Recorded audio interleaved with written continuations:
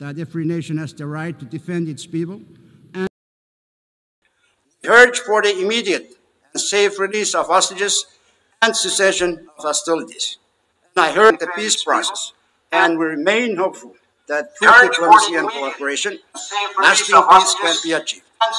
Micronesia remains committed to the protection of innocent civilians everywhere is of paramount. And we remain hopeful that through diplomacy and cooperation, lasting peace can be achieved. Micronesia remains committed to the protection of innocent civilians everywhere is of paramount. And we remain hopeful that through diplomacy and cooperation, lasting peace can be achieved. Micronesia remains committed.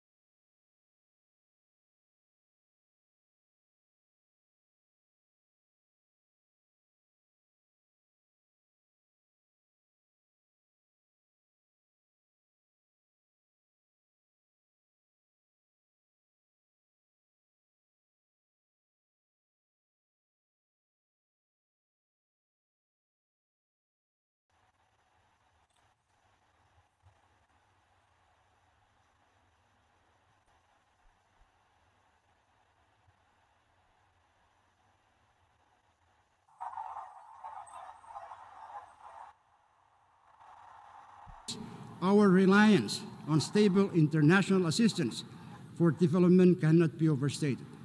We need sustainable international assistance for development cannot be overstated. We need sustainable financing from donor partners and international financial institutions. We need sustainable financing from donor partners for a more inclusive global financial access. We need sustainable recently adopted multi-donor index for NPI is a crucial tool for providing a comprehensive understanding of multi-donor index for NPI is a crucial tool advised by serious. The next step is to implement the NPI in a way that addresses our specific needs. Mr. President, in this special case of the NPI in a way that addresses our specific needs.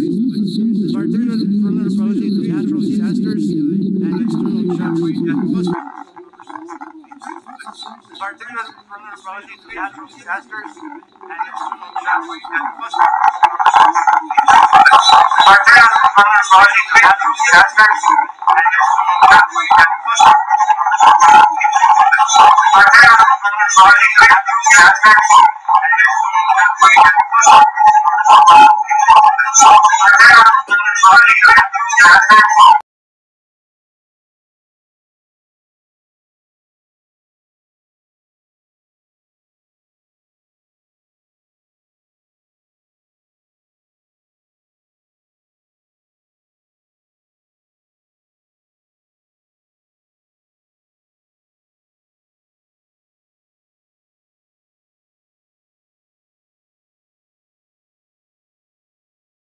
To our 14-member Congress, marking a significant milestone for representation.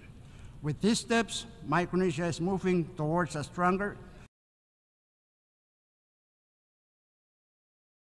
at the critical crossroads, where the future of our planet rests in the hands of our youth. It is not enough to speak of change.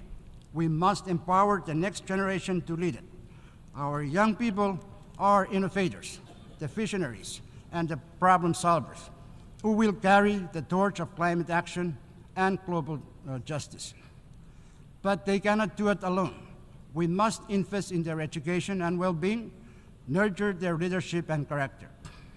We must give them the tools to build a resilient, sustainable world.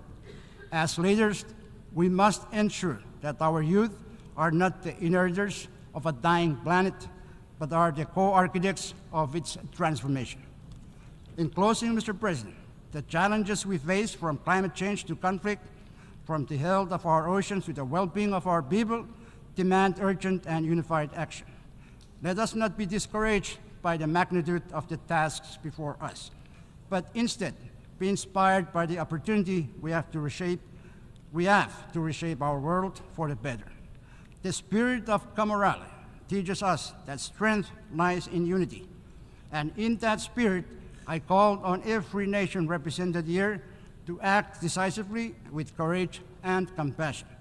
Let us work together with resolve and prioritize the protection of our planet, our people, and our future. The time for action is now. Let this assembly be remembered not for words spoken, but for deeds done, for promises kept, and for the lasting legacy we leave for our generations to come. As we were so rightly reminded of at the opening of the Summit of the Future by the youth representative from South Sudan, the future is for the youth to forge, not for us to cling on to. Micronesia is ready to play its part, and I urge all of you to join us in this collective effort so that together we can build a world where peace, prosperity, and sustainability are not just aspirations, but realities for all of us. As enshrined in the preamble of our FSM Constitution, and I quote, "Our ancestors who made their homes on these islands displaced no other people. We who remain wish no other home than this. Having known war, we hope for peace. Having been divided, we wish unity. Having been ruled, we seek freedom. We extend to all nations what we seek from each: peace, friendship, cooperation, and love in our common humanity." I thank you, and I leave you with camaraderie. Thank you very much.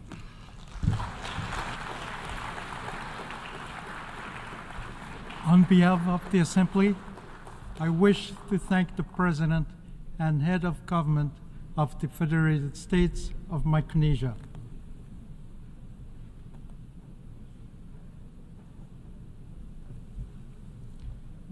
The Assembly will hear an address by His Excellency Prithvi Raj Singh Rompun, President of the Republic of Mauritius. I request protocol to escort His Excellency and invite him to address the Assembly.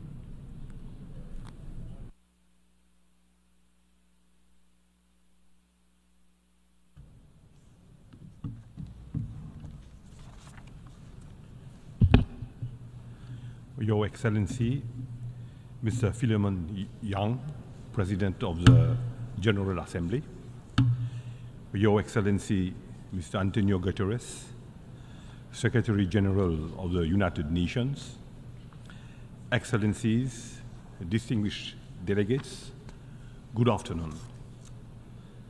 Mr. President, I also warmly congratulate you. Mauritius is proud to see a son of Africa assume the high office of President of the 79th session of the General Assembly. I assure you of the full support of Mauritius. We remain committed to the universal values and noble aspirations of the United Nations. Our appreciation also goes to His Excellency Denis Francis, who throughout the 78th session championed solidarity and unity during challenging times.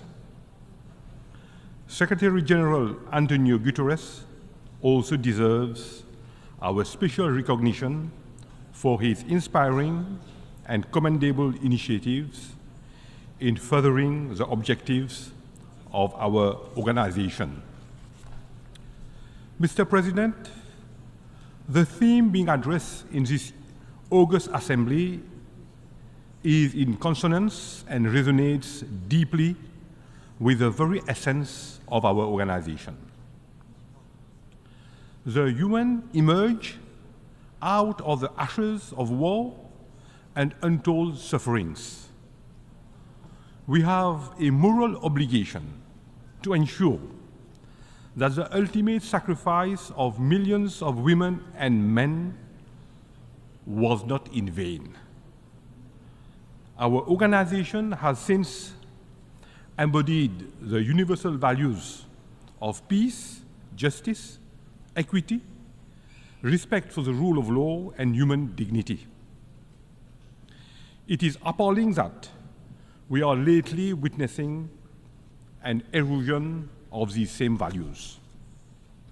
Unfortunately, might is taking over and impunity still prevails. The dignity of the weakest is being shamelessly flouted on a scale never seen before. Behind protracted conflicts around the world lies inestimable human costs. Mr. President, the devastation and sufferings in Gaza are heart-wrenching. Thousands of innocent lives have been lost. We urge the international community to find a solution for a de-escalation in the region, for a just and lasting peace. And we are convinced that the two-state solution based on relevant UN resolutions and international law will uphold human dignity and equality for all. We welcome the advisory opinion on the legal consequences arising from the policies and practices of Israel in the occupied Palestinian territory, including East Jerusalem. There is an urgent need for a renewed commitment to diplomacy and constructive dialogue, as in many parts of the world, conflicts, instability, and challenges to security are still unabated. Mr. President, the world has witnessed an unprecedented technological revolution in a short span of time. For humanity to benefit from its transformative power, AI governance should be anchored in international law. Current unsustainable consumption and production trends are exacerbating injustices and inequalities. We are at a watershed moment. Mauritius welcomes the adoption of the Pact for the Future, which is a renewed testimony to our collective resolve for the betterment of our world.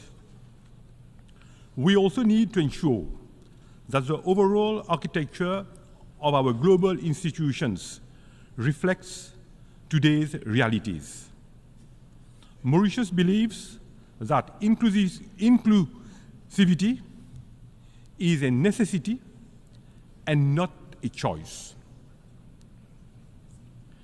Small states and large alike deserve a voice. Africa and SIDS have their rightful place in a reformed Security Council. Multilateral and international financial institutions should be more representative and also responsive to the needs of all countries. This is the only way to pave for a more equitable and resilient world where human dignity is upheld. Mr. President, Mauritius believes that human dignity is universal, unalienable, and unconditional. This conviction has always guided our actions. Our multicultural society thrives on fairness, equity, and human dignity. Through unity in diversity, we have strengthened our unique and tolerant society. We have spared no effort in advancing the economic, social, and cultural rights of our citizens. Our commitment to free and fair elections, good governance, and putting people at the center of development remains resolute. We are investing heavily in free healthcare, infrastructural development, free education for pre-primary school to tertiary level, amongst others. We are promoting decent work for all. The empowerment of women and youth remains at the heart of the government actions. These inclusive approaches and supportive policies have contributed to the strengthening of our social fabric. Mr. President, the climate emergency is one of the most pressing global threats of our time.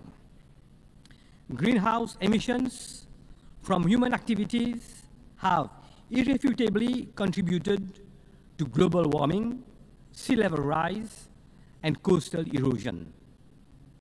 It is most unfortunate that SIDS, like Mauritius, which have contributed to the least in global emission, are being the most affected. A multilateral approach to confront these threats is an absolute necessity. We must achieve the highest possible ambition while ensuring equity, common and differentiated responsibilities.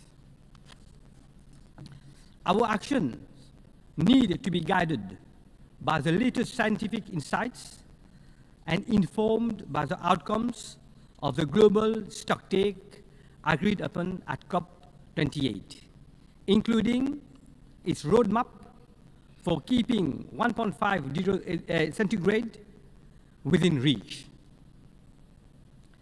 This target is a lifeline for all of us, especially SIDS. Therefore, an agreement on a fair and ambitious new collective quantified goal on climate is imperative.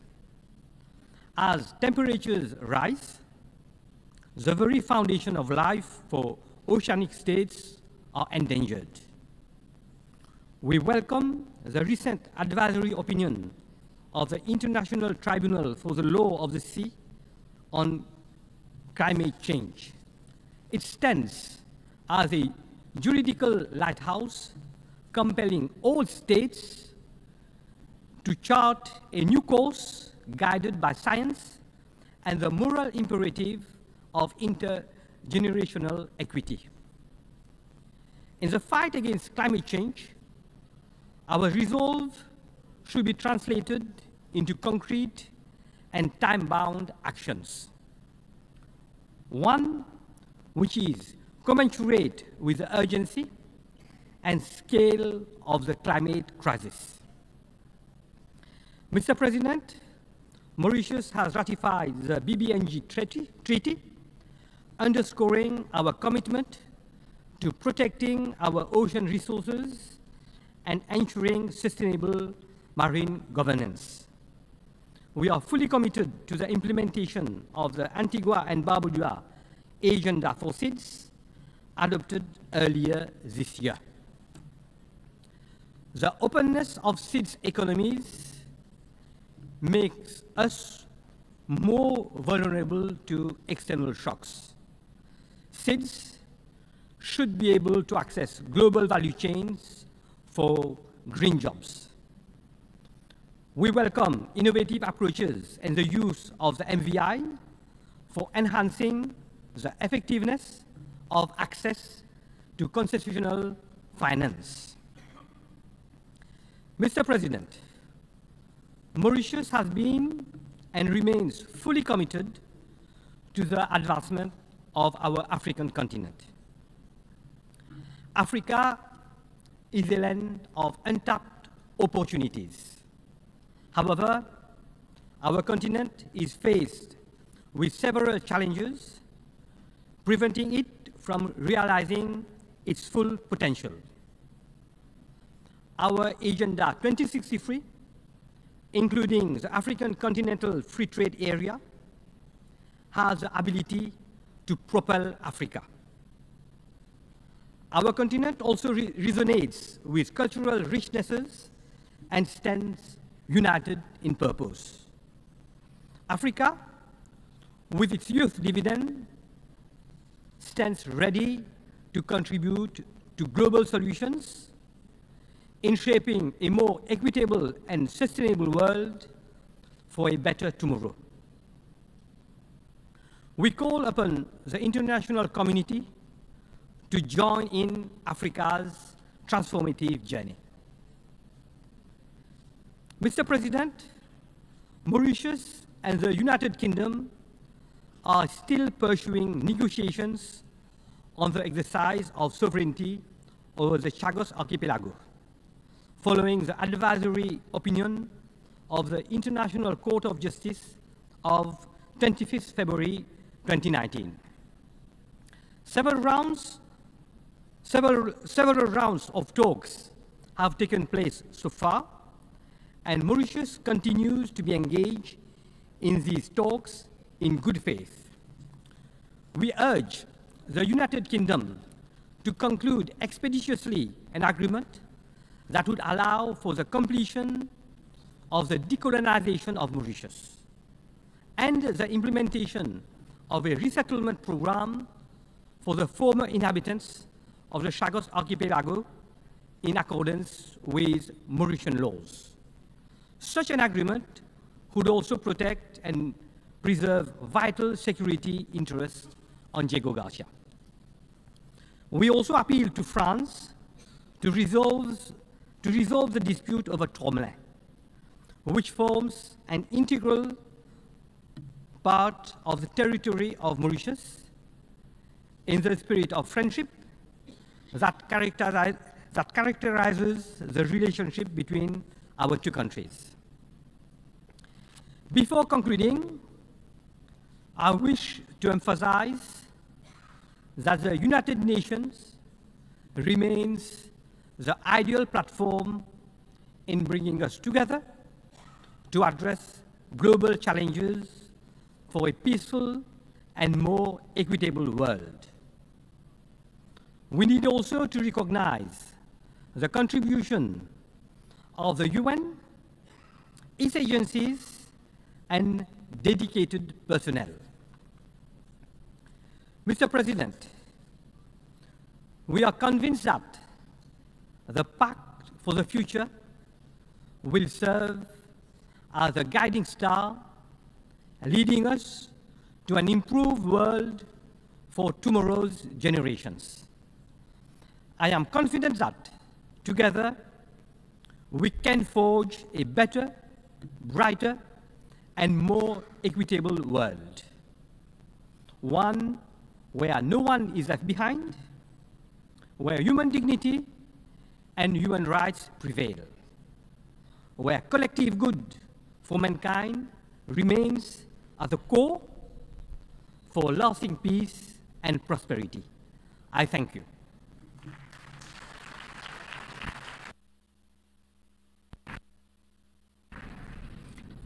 On behalf of the Assembly, I wish to thank the President of the Republic of Mauritius.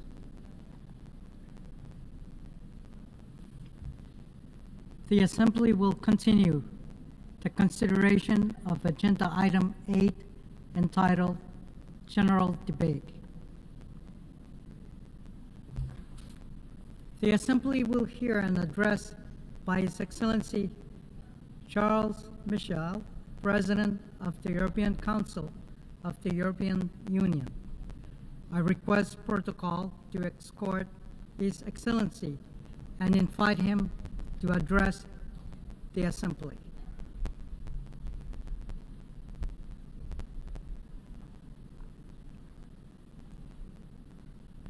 Monsieur le Président de l'Assemblée Générale, President of the General Assembly, Excellencies, ladies and gentlemen, As you enter this building, what catches the eye is a bluish light. This is the peace window. At the heart of the United Nations, this stained glass window is committed to those who work for the benefit of the United Nations. It was made by Marc Chagall, a Russian Jew who lived for the most part of his life in exile. He lived through 2 world wars. To guarantee peace and security, which were re-established in 1945, the promises of freedom and solidarity were engraved in the United Nations Charter. This is the 10th consecutive time I have the honor of delivering a statement from this rostrum. In 2015, I listed the challenges of our generation: conflicts, poverty, the climate, and migration.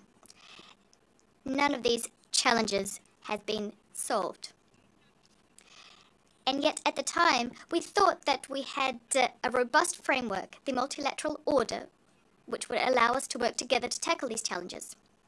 A decade has gone by, and this framework is shattering before our very eyes.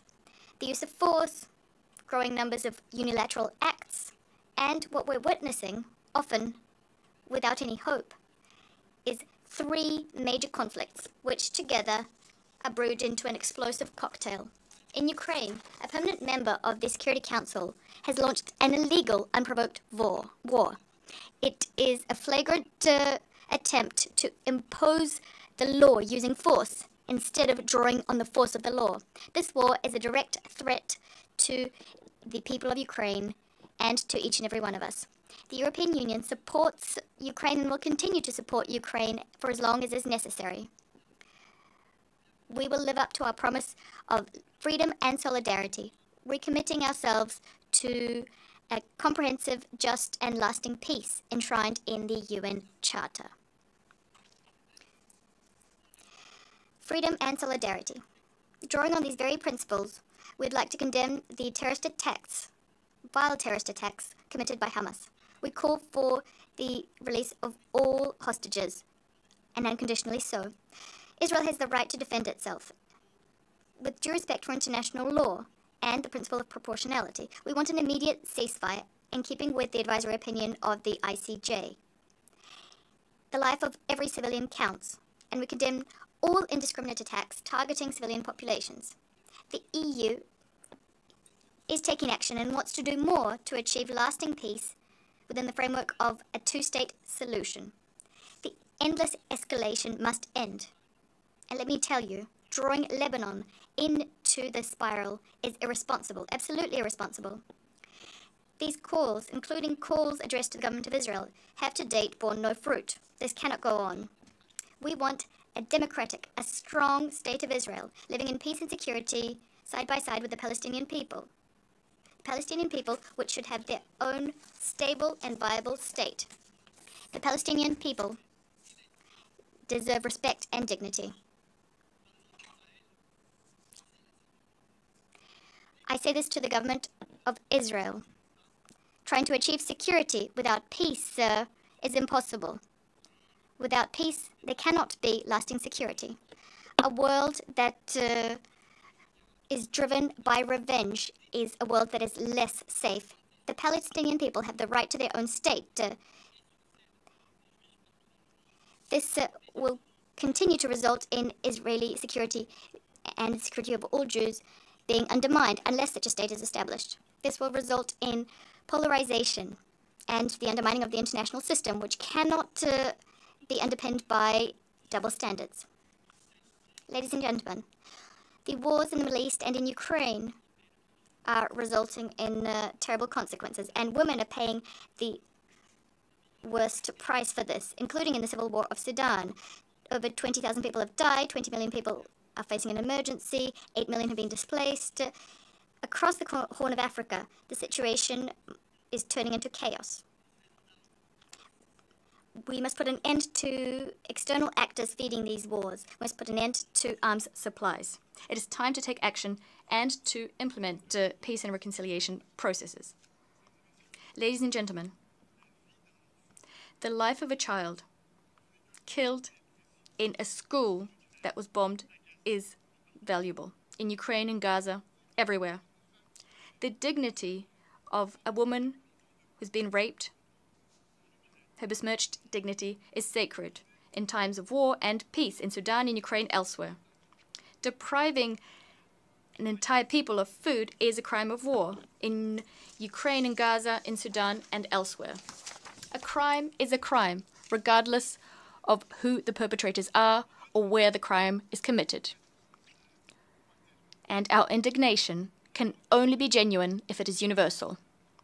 The European Union defends international law equally across the board, everywhere. We condemn all acts geared towards destabilization, regardless of who the perpetrators are. Here I'm referring to Iran, which is using proxies to feed and conflicts in the Middle East. It's thanks to Iran's military support and Russia's war in Ukraine that this is happening. We must take stock of the situation. Iran and Russia are using the very same playbook. Their nuclear threat, imperialist ambitions, support for terrorist groups, godless and lawless terrorist groups, and all of this is destabilizing neighboring countries and the rest of the world. Excellencies, ladies and gentlemen, the establishment of the United Nations and the international system underpinned by rules was a remarkable step forward. Going backwards means going back to a time of war. More than ever since 1945, our world is being hard hit by an explosive conflict, an explosive cocktail of shocks. They're piling up, they're speeding up. We must get our bearings. This requires cooperation and courage. We need common laws which are respected by all. To this end, the Security Council must throw off the yoke of the veto which paralyzes it. The Security Council isn't representative nor legitimate. It's ineffective. The Security Council is increasingly stillborn, like a zombie. In June 1945, when the UN Charter was adopted, President Truman said that this charter will be expanded and improved over time. It will require adjustments. Decades have gone by. No readjustments were made. And yet we must reform the Security Council. It must become more inclusive. Africa and, the way I see it, Latin America should have permanent seats. Furthermore, regional organizations must be incorporated further into UN decision-making. Furthermore, they should have an advisory role to play in the Security Council, regional organizations, that is. Ladies and gentlemen, there cannot be any freedom when drought eats away at crops. We cannot have freedom when there are terrible hurricanes tearing down houses, when there are pandemics and some do not have access to medicines or vaccines. We must open our eyes and live up to the solidarity that's required of us. It's not just about dignity, morals, or solidarity. It's in the interests of developed countries to support the green transition as well as development, helping developing countries to buttress their health systems. And it is in that spirit that Dr. Tedros put forward the idea of an international treaty on pandemics. We've made a great deal of headway on these negotiations, but it's now time to finalize the agreement. MPOX has set alarm bells off once again. However, it's unacceptable for lobbies and egotistical behavior to block the road to sharing of vaccines and vaccine technologies. Distinguished colleagues, there cannot be freedom in a world when each individual can be boiled down to his or her data, to a commercial target that can be surveilled and manipulated. The digital revolution is, of course, an extraordinary driver of progress, specifically artificial intelligence. It's a new driver of prosperity. However, it must be harnessed for the benefit of humanity and freedom. We shouldn't commit the error, unless we've already committed it, of misusing natural resources and misusing personal data like we did with natural resources. Data and artificial intelligence are instruments of power. They are instruments of subjugation and economic and political domination. They can become weapons of war. We must create a framework so that we can move ahead at a global level. Technological competition is healthy, it promotes progress, but it must be something that occurs within a framework which we all agree to, rules of the game and fair competition. We need a global dialogue within the G7, but also together with the rest of the world, Africa, Latin America, Asia. We are going to work with them. We're also going to work with those whose ideas and sometimes whose behaviors we do not agree with. China is a key partner to help us tackle global challenges, which I mentioned earlier, to reduce risks, to diversify our supply chains. Because as we know, excessive dependence on a given supplier gives rise to vulnerability and thus conflict. We should also ask China to not support to not support Russia, neither directly nor indirectly, in its illegal war against Ukraine. Instead, China should use its influence to ensure respect for the United Nations Charter. Ladies and gentlemen, the international financial architecture should help us to reduce inequality, not to exacerbate it. When a Kenyan farmer cannot access microloans at acceptable rates, it's not just something unfortunate, it's a challenge to the entire global development order. Because without lasting and equitable development, we cannot have global stability and security. We must change the system. Financial firepower must be multiplied for the benefit of our people, to ensure that we can address the climate threat and achieve prosperity. The most courageous donors should restructure debt and allocate additional special drawing rights. It's not just about the transfer of financial or technological means. Solidarity also requires us to reform governance, to improve business climates, strengthen legal certainty, combat corruption, and mobilize resources within developing countries as well. As Mo Ibrahim said, very frankly, while economic aid and relief efforts for Africa are wonderful and commendable acts of solidarity, we also need to change the way our countries are run. Ladies and gentlemen, by way of conclusion, I'd like to end this 10th and last speech from this rostrum with a few personal remarks. My first point, double standards are a modern-day poison in international relations. When we defend human dignity, territorial sovereignty, honest, free, and transparent elections, we should defend and protect them across the board under all circumstances. And each and one of us must humbly look in the mirror. We have all inherited our own cultures, our own histories, traditions, and probably our various errors. Everyone must draw conclusions. Humbly, we must do our best to be better. Europe often acts awkwardly, but it does so genuinely in good faith to ensure that human rights and freedoms are protected across the board. This brings me to my second point. We must steadfastly reject bipolar confrontation and act forcefully to build a multipolar world in a multilateral framework, in which every country or group of countries can choose its own path towards prosperity and work hand in hand while abiding by rules we've agreed to, all of us.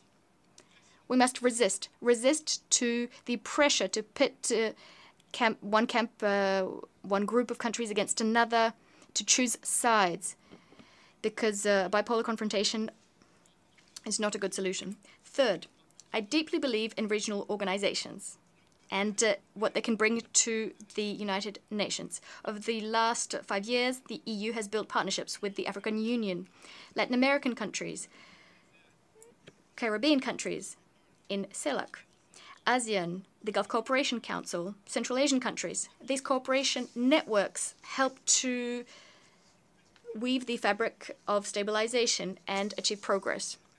Our EU must become stronger and more autonomous so as to bolster its capacity to work together with other organizations in the name of peace, freedom, and solidarity. You'll be hearing the EU's voice on the world stage, loud and independent. Excellencies, ladies and gentlemen, 2 world wars, the Holocaust, absolute humiliation for humanity. The European continent bears the scars of its past, and therefore we have a special responsibility to defend freedom, solidarity, and universal human dignity. The European project is geared towards reconciliation, cooperation, and increasingly friendship and fraternity. The European project should be a source of inspiration, of hope and optimism. Optimism is a duty, in fact. We can, once again, change the course of history, provided that we band together. The future has not been written. It is not a given. We can achieve greater peace, greater freedom, greater solidarity. Peace requires a lot of effort. We know that. We've given those efforts. And peace is very fragile. It breaks down sometimes, but we can piece it together even though it's difficult. Peace is wonderful. It's luminous. It carries in it hope, as does the blue peace window crafted by Marc Chagall. Let's work tirelessly to build peace. You can count on the European Union. I thank you.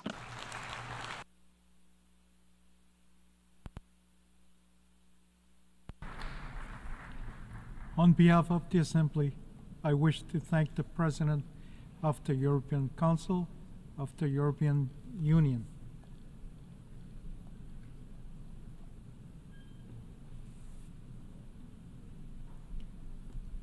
The Assembly will hear an address by His Excellency Temuco Méliès Cognier, Vice President of the Republic of Côte d'Ivoire. I request protocol to escort His Excellency and invite him to address the Assembly.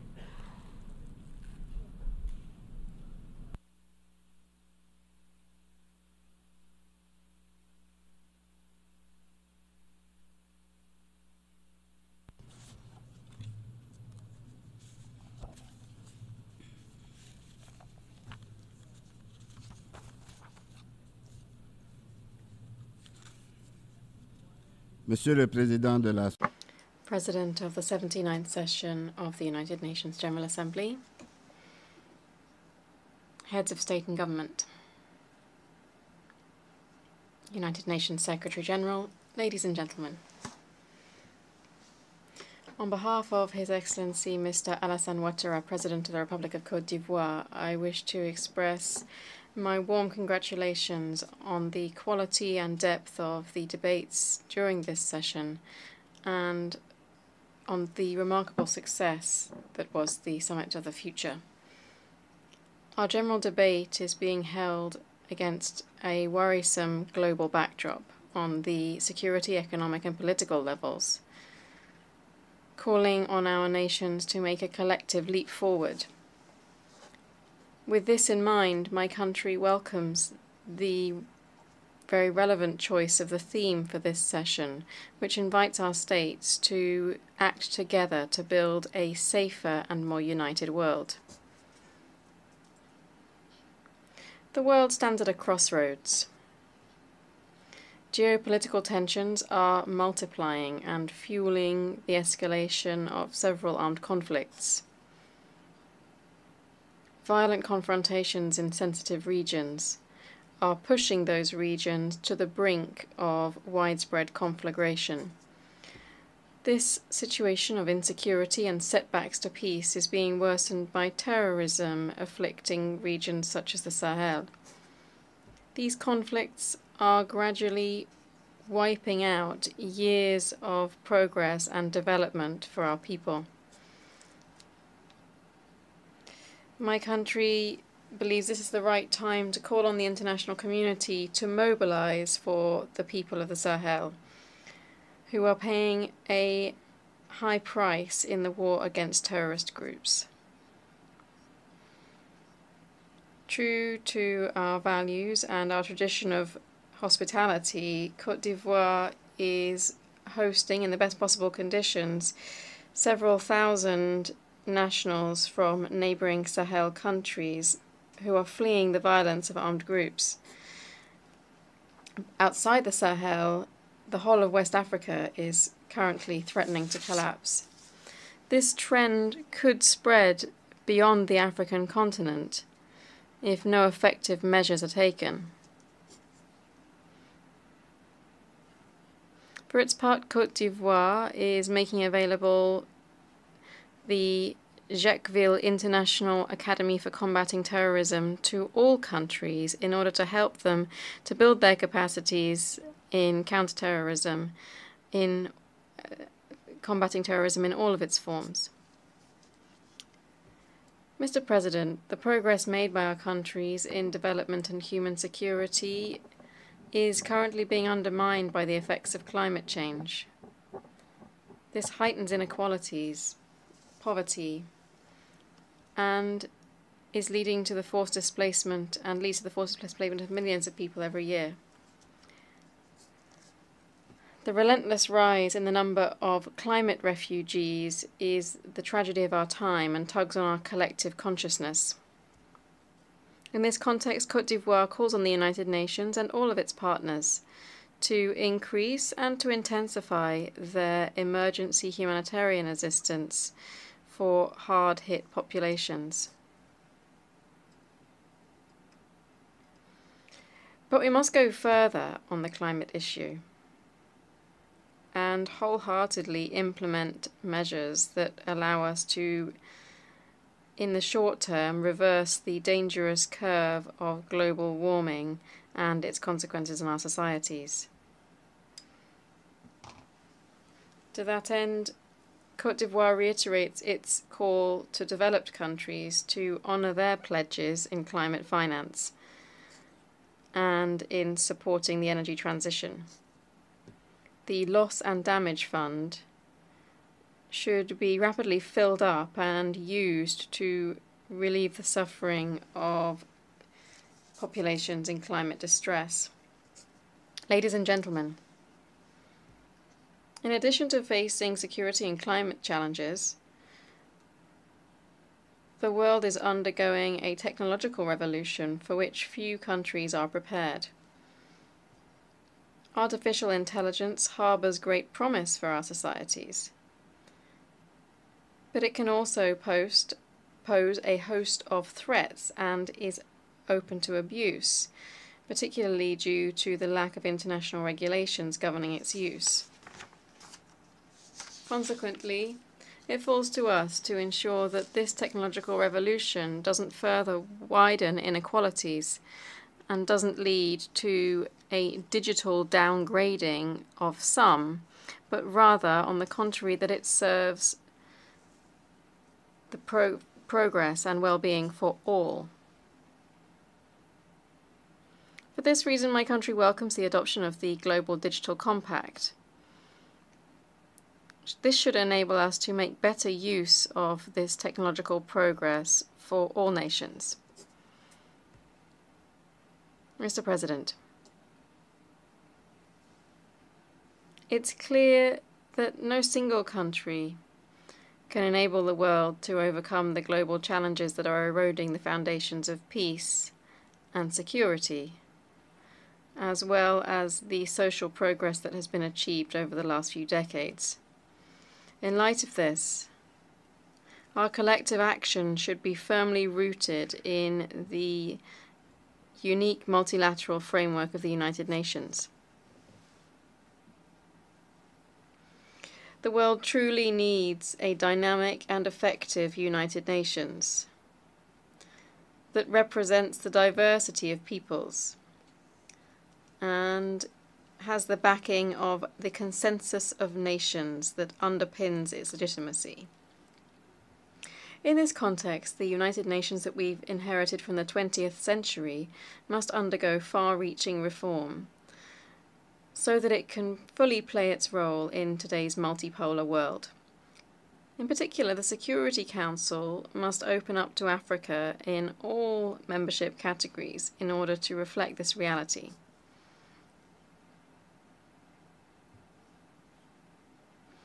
This is an essential condition for our global organization to be able to truly contribute to the lasting settlement of conflicts based on respect for international law, which remains its foundation.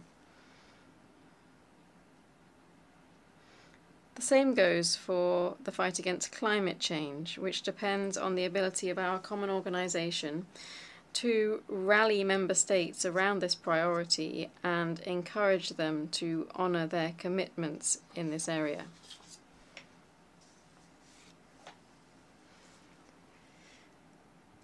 Global governance reform should also extend to multilateral financial institutions so that they can further support efforts to fund sustainable development goals in developing countries,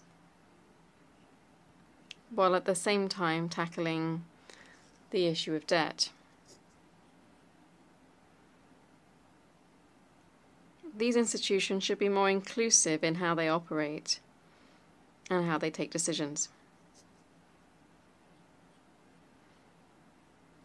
These deep-rooted transformations are inevitable and must be sped up so that these institutions truly work to assist all of our countries in combating poverty and ensuring development.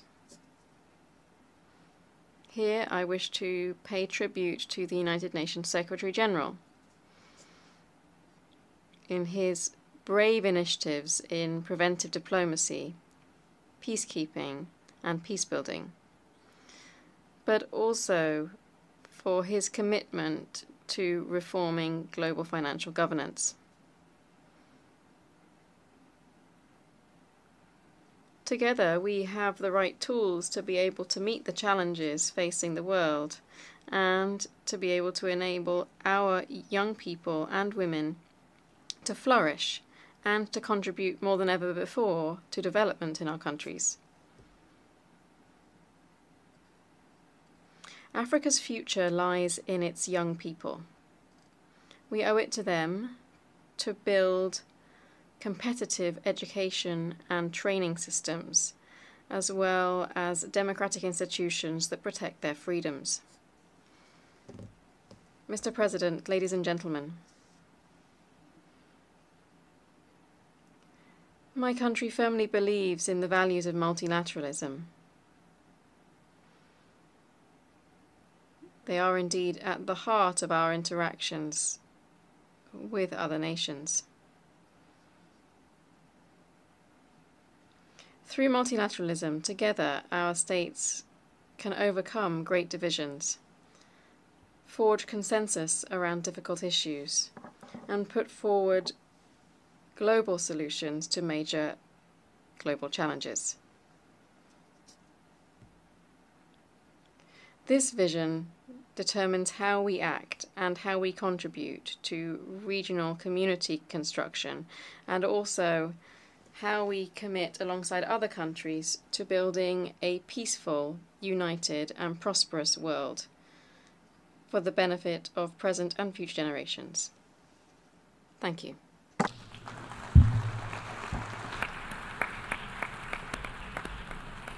On behalf of the Assembly, I wish to thank the Vice President of the Republic of Côte d'Ivoire.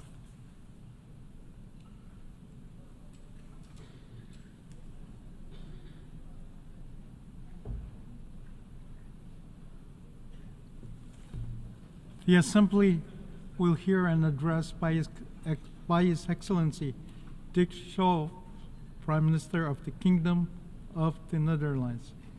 I request protocol to escort His Excellency and invite him to address the Assembly.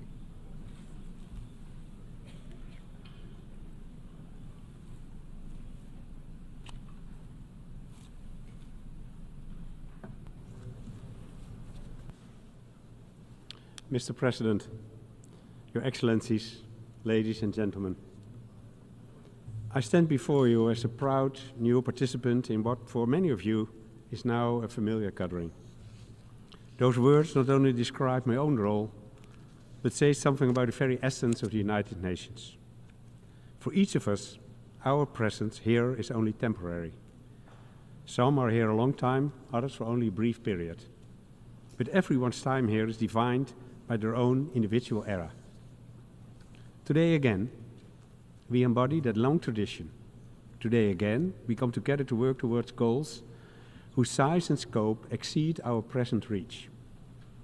Today again, each of us is staying the course. And when our time is at an end, We will pass the baton to the next generation. This is not to say that our course is always clear and never needs adjusting. On the contrary, our world is changing fast. And unfortunately, in some ways, not for the better. War and conflict in so many places. Climate change, whose effects are becoming clearer by the day. And cyber threats we couldn't have imagined a few years ago.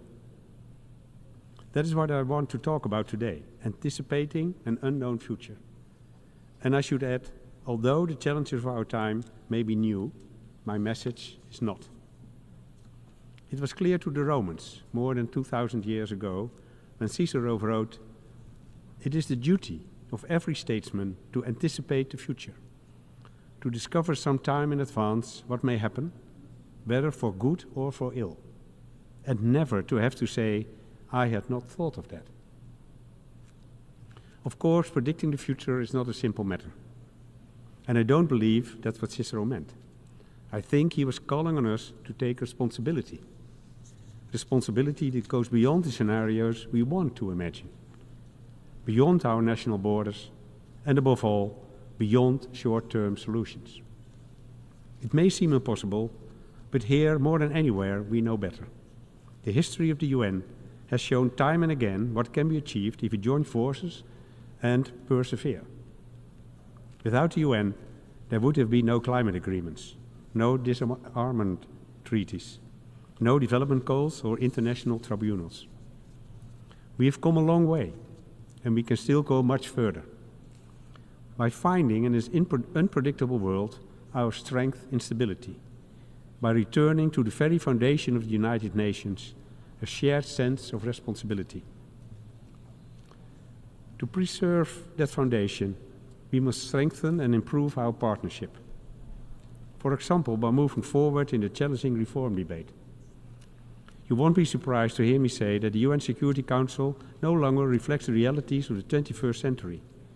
The seats must be divided better geographically to preserve the UN legitimacy, strength and vitality, with permanent African representation at the very least.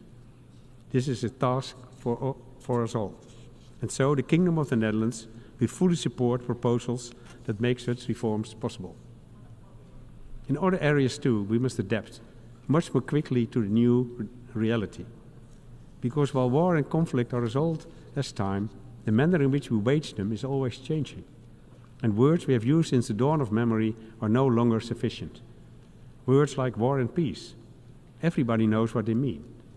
But the world is no longer black and white. In recent years, we've been confronted with something that seems neither one nor the other. More and more countries are developing offensive cyber programs. And these pose a growing threat to our critical infrastructure, our security, our earning capacity, and our intellectual property. These are big challenges which force us to prepare for the future.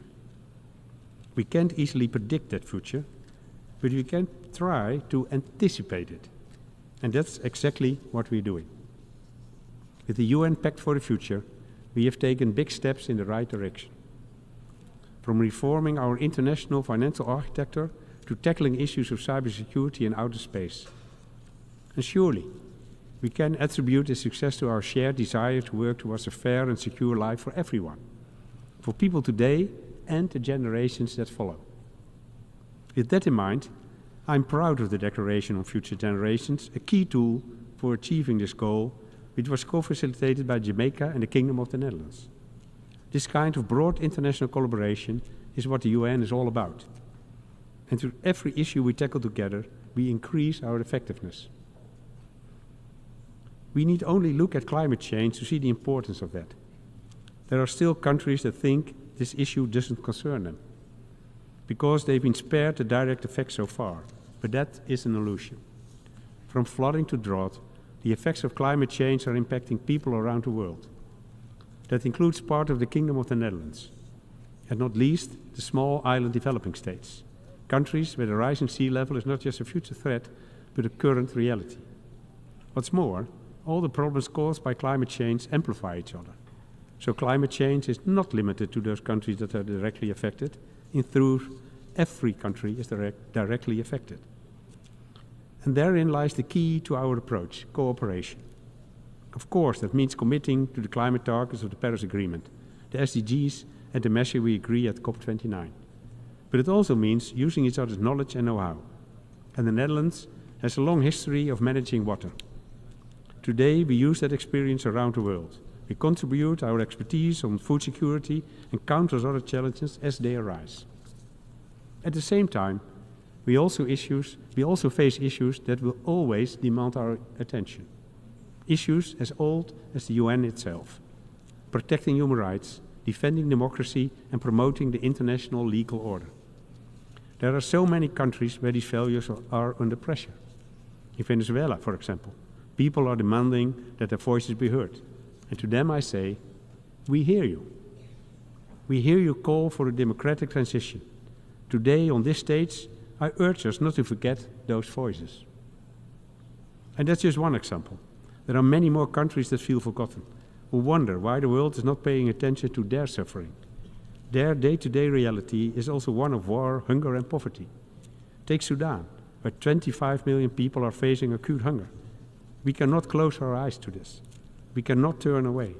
We have a duty to listen and to take action. Earlier this year, the Kingdom of the Netherlands made an extra 10 million euro available, bringing its contribution to the crisis response in Sudan and surrounding countries to 80 million euros. But as we all know, that is just a drop in the ocean. I could run through a long list of other countries that need our help and support. I could try to describe their suffering, but it could never do it justice. You know, as well as I do, the places where war and conflict are raging. In Europe, for a long time we thought that we no longer needed to worry about human rights, peace and security. We thought that they were a given. But we were wrong, very wrong. Some of you may be thinking, not Ukraine again. But we need to address this, because the victims of the Russian war are not limited to Ukraine alone. This war affects everyone, as people in vulnerable countries know all too well. Since the global food supply has been deployed as a weapon of war, millions of people have been pushed back into hunger and poverty. They too are the victims of Russia. So to anyone still in doubt, I would say, this is not only a war between Russia and Ukraine, it's a war of aggression against everything that we in the United Nations stand for. The Charter of the United Nations, the very basis of our partnership, is clear on this subject. No state may use force against territorial integrity of any other state. And although it is up to Ukraine to set the conditions for a just and lasting peace, we cannot leave the responsibility of achieving that in practice to them alone. Ukraine deserves our help and support at every stage of the process. That means arranging and participating in a new dialogue on finding a path to peace. It means challenging those countries who support Russia's defense industry or help it circumvent sanctions. And it means calling Russia to account for its actions. There can be no impunity for its flagrant violation of the Charter. The Netherlands is fully committed to restoring justice for Ukraine. Yes, it is a process that will require time and great stamina. But that is something we have in abundance. We have the time, the patience, and the resources. For example, there are the International Criminal Court and the International Court of Justice, two pillars of accountability, based in my own city, The Hague, the international city of peace and justice. And I don't need to tell anyone here how important it is for these institutions to be able to do their work freely and independently. And that too is our collective responsibility. While we're on the subject of collective responsibility, there is unfortunately another major conflict that demands our attention. Almost a year has passed since October the 7th. Almost a year since the terrorist organization Hamas committed its atrocities and war broke out in Gaza. The suffering since then has been extreme. Far too many innocent civilians have been killed, abducted or wounded. Far too many people have been forced to flee and have lost their loved ones and their property. In the past few days, there have been a large number of civilian casualties in Lebanon, and countless others in the region could face the same fate if the violence continues. That cannot be allowed to happen. A major regional war must be prevented at all costs, and so must any new attack on Israel. That begins with supporting international diplomatic initiatives, such as the proposal by the United States and France for a temporary ceasefire which is supported by many countries, including in the region. We call on Israel and Lebanon to support this plan, give diplomacy a chance.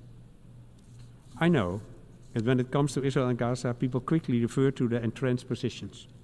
Entire generations have grown up full of mistrust, fear, and even hate toward the other side. But if we try to take a longer view, we will see that there are no winners in this war. And any suggestion of winning for one side amounts only to a loss in the end. Loss on both sides. That's why political leadership and courage are needed now, on both sides. To break the endless cycle of violence and help them see the other for who they are, people in search of a safe place to live. A place to live alongside each other, instead of at odds with each other. The first steps are obvious. An immediate ceasefire, the immediate and unconditional release of all remaining hostages, rapid large-scale aid for the people of Gaza, and all parties must comply with international law. I know it sounds easy, and I know that simply wanting something is not the same as making it happen. But as Nelson Mandela said, it always seems impossible until it's done. Ladies and gentlemen, our history has always shown us that it is possible. We have come a long way, and we will still have a long way to go. But the path that lies behind us can also show us the way forward, as long as we hold on to what we believe in, our shared values, our common cause, and above all, our ability to persevere. Thank you.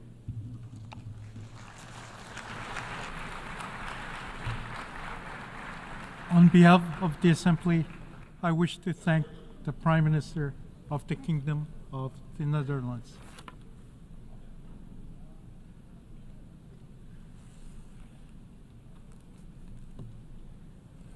The Assembly will hear an address by His Excellency Nikol Pashinyan,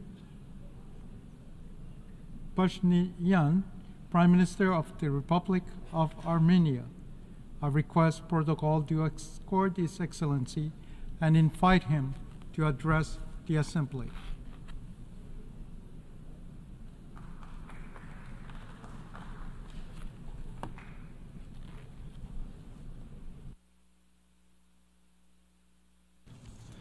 Mr. President, Excellencies, ladies and gentlemen, this is my fourth speech at the UN General Assembly, and this speech will be significantly different from the previous ones.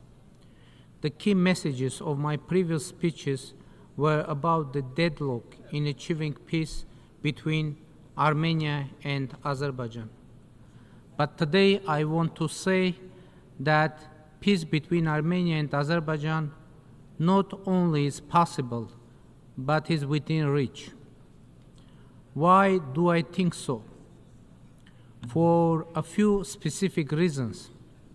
Quite recently, on August 30, Armenia and Azerbaijan signed the regulation on the joint activity of the Commissions on delimitation of the state border between the two countries.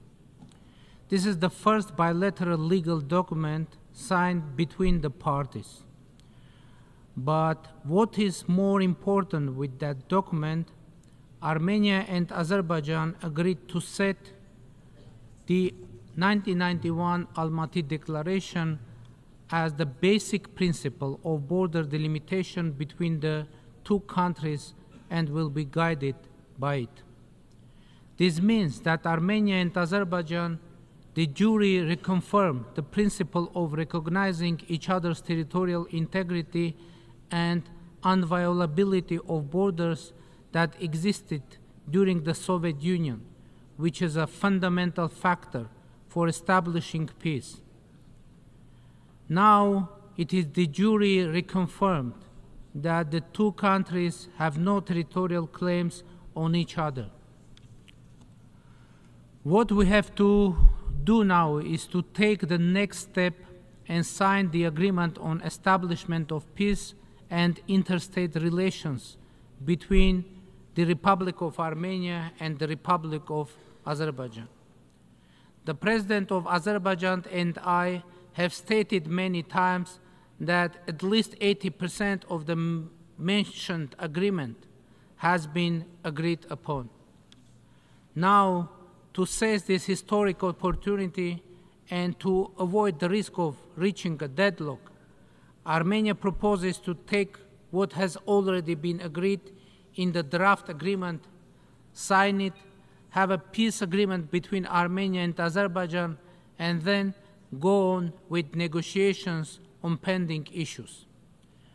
We are ready to do this right now. Why do we propose this? Because there is no precedent of a peace agreement or any agreement that would regulate and solve everything. It is practically not possible. After signing any agreement, two countries may always need to conclude new agreements and make new arrangements for this very reason. No matter how comprehensive any agreement, many important issues need to be further addressed. And in the case of Armenia and Azerbaijan, the agreed articles of the draft peace agreement actually contain provisions on peace, on not having territorial claims on each other, and not putting forward such claims in the future. Provisions on establishment diplomatic relations and a joint commission to oversee the implementation of the peace agreement. A provision on not interfering in each other's internal affairs, not using force and threat of force, and other important provisions. Signing the peace agreement with the already agreed articles will significantly facilitate the resolution of the non-agreed issues. The already agreed parts of the draft peace agreement provide tools for that. One of them is the diplomatic relations to be established between Armenia and Azerbaijan, and the second is the joint Armenia-Azerbaijan Commission to oversee the implementation of the peace agreement. I mean the existence of de jure peace between Armenia and Azerbaijan by signing the proposed agreement, and the establishment of diplomatic relations will result in changing the overall atmosphere and the perception of our governments and peoples, which will significantly facilitate the solution of the remaining issues. Azerbaijan, however, insists that the Constitution of the Republic of Armenia is an obstacle to the peace agreement because it allegedly contains territorial claims on Azerbaijan. Without going into details, let me say that there is nothing of this kind in our Constitution. There are no territorial claims on Azerbaijan, and we can provide detailed written proofs regarding this to all our international partners concerned.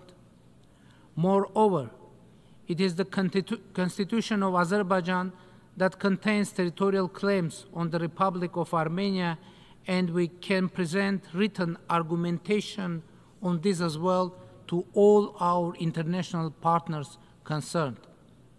But pay attention, we do not consider the Constitution of Azerbaijan as an obstacle to the peace agreement for the simple reason that the agreed part of the draft peace agreement between Armenia and Azerbaijan contains wording that solves the problem, and that wording is as follows. None of the parties may invoke the provisions of its internal legislation as justification for its failure to perform the present agreement. Therefore, the signing of the agreement will address the concerns of both Armenia and Azerbaijan and will create legal guarantees for addressing them fundamentally. When we examine the agreed text of the peace agreement in terms of compliance with the Constitution of the Republic of Armenia, we see the following picture. Under the Constitution of Armenia, agreements that contradict the Constitution may not be ratified. And as in other cases, after signing the peace agreement with Azerbaijan, we must submit it to the Constitutional Court to verify the compliance of the agreement with the Constitution of the Republic of Armenia. If our Constitutional Court decides that the peace agreement with Azerbaijan is in contradiction with the Constitution of the Republic of Armenia, even though our experts assure that it is not likely to happen. But anyway, if that will happen, that we will face a specific situation where constitutional changes will be needed for the sake of achieving peace. And if our Constitutional Court decides that the agreement complies with the Constitution of the Republic of Armenia, then there will be no barriers for ratification in the Parliament of Armenia. And here, an extremely important circumstance comes in. Under paragraph 3 of Article 5 of the Constitution of the Republic of Armenia, ratified international agreements have precedence over the domestic legislation of the Republic of Armenia, and therefore, after the signing and ratification of the peace agreement with Azerbaijan, theoretically, even if there were laws that could be interpreted as containing territorial claims, these documents would be subordinate to the Armenia-Azerbaijan peace agreement and would automatically have no legal force. The same logic would apply to Azerbaijan, of course. Honorable President, ladies and gentlemen, as you can see, here is peace so close to us, and all we need to do is reach out and take it.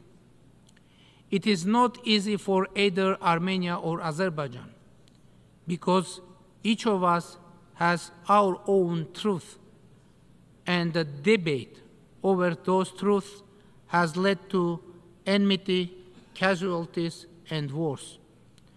The pain is very deep and intense, but we must now focus on peace, because peace is the only truth understandable to the people of Armenia and Azerbaijan.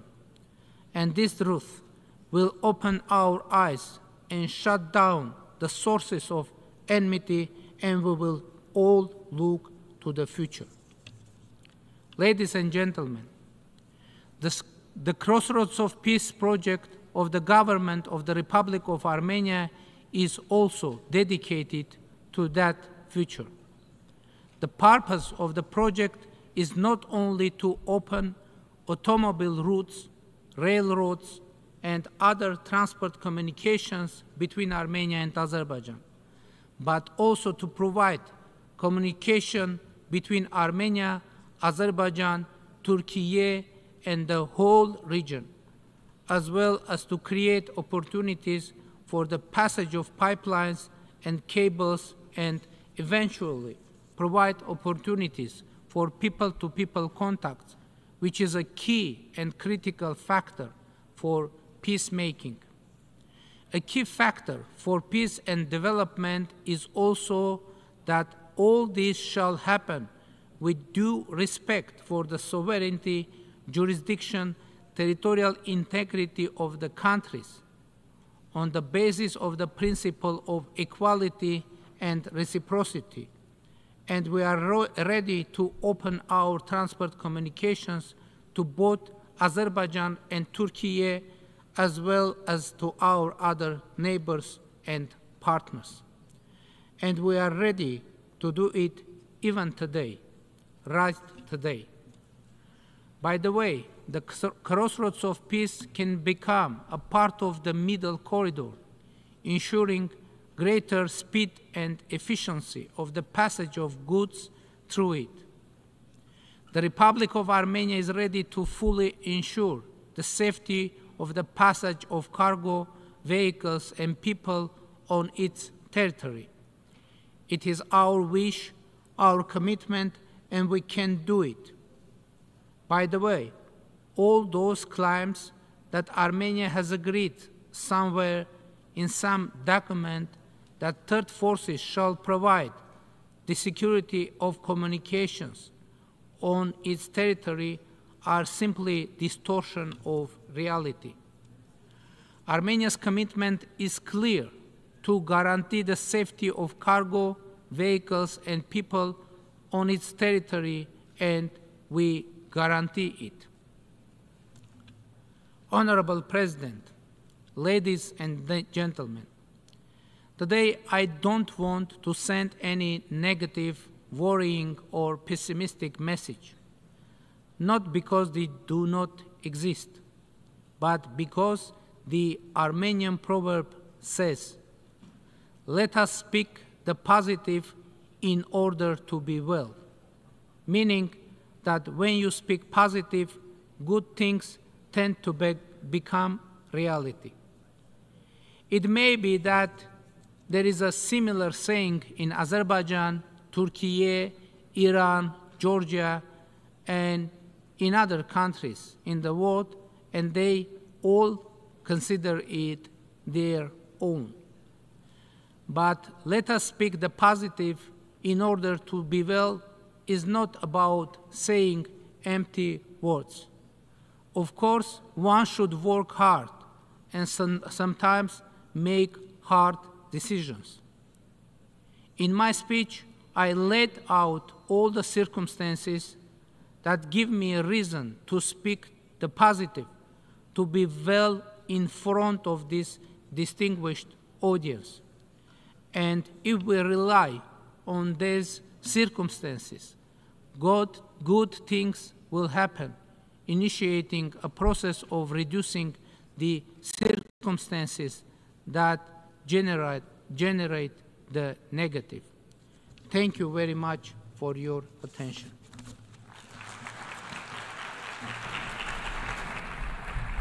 On behalf of the Assembly, I wish to thank the Prime Minister of the Republic of Armenia.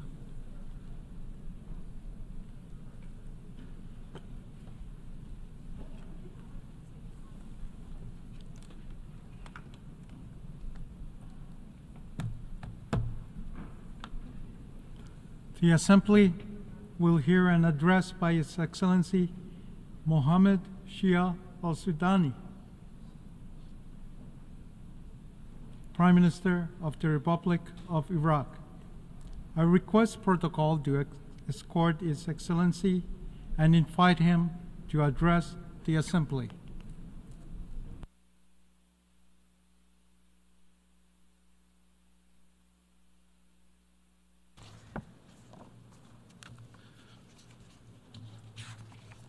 Bismillahir Rahmanir Rahim. In the name of God, the most merciful, the most compassionate, Mr. President of the General Assembly, Mr. Secretary General, ladies and gentlemen, may Allah's God's peace, mercy, and blessings be upon you. The 79th session of the United Nations General Assembly comes in the midst of dangerous circumstances in the Middle East and the world, in which the global international order faces a difficult test that threatens its existence and renders it incapable of achieving the goals for which it was founded. These goals include the maintenance of international security and stability and human rights. Today, we are witnessing precedents in which all international charters and norms are being violated. The international institutions that are supposed to contribute to managing and organizing international relations in a way that enhances peace and stability and advances human relations away from violence and brutal treatment are being neutralized. Important principles such as sovereignty, territorial integrity, multilateral cooperation, the laws of war, humanitarian laws and the international humanitarian law and the responsibility to protect and the right to self-determination have all been ignored. The world is being pushed towards full-scale confrontations and conflicts, while the UN Security Council is powerless and without a role. In the absence of this responsibility, alternative mechanisms may be resorted to, and ignoring these institutions threatens to revert international relations to chaos. At the same time, we must not forget to commend some of the courageous positions of some of the figures heading these UN institutions, including the Secretary General of the United Nations, Mr. Antonio Guterres. However, we clearly see, despite great efforts, that there is a lack of effective influence. Putting an end to the violations taking place in Palestine and the region is the responsibility of everyone, particularly the Security Council, which has failed to achieve its most important objective, which is maintaining international peace and security. In occupied Palestine today, we are witnessing a people who are being attacked by an occupying military force, displacing millions without being deterred and killing thousands.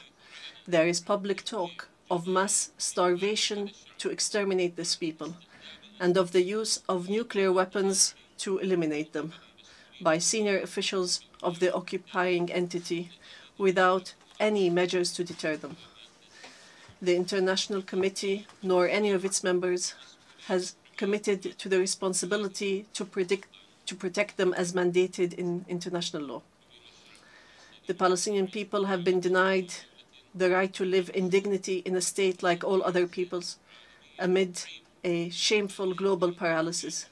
Rather, criminals are being empowered to persist in, exaggerate, and expand the conflict and attack others by supporting them and ensuring their repeated impunity. We have also witnessed more recklessness that has made international law and Security Council resolutions mere ink on paper, in a series of aggressions against the countries of the region, and the occupation and annexation of territories and the changing of international borders by force against the resolutions of the Security Council. These are dangerous precedents that threaten the entire international system and undermine the foundations of international institutions, resulting in dire consequences for all of humanity. In furtherance of extremism, the occupation invokes Security Council Resolution 1701 as a pretext for aggression against Lebanon.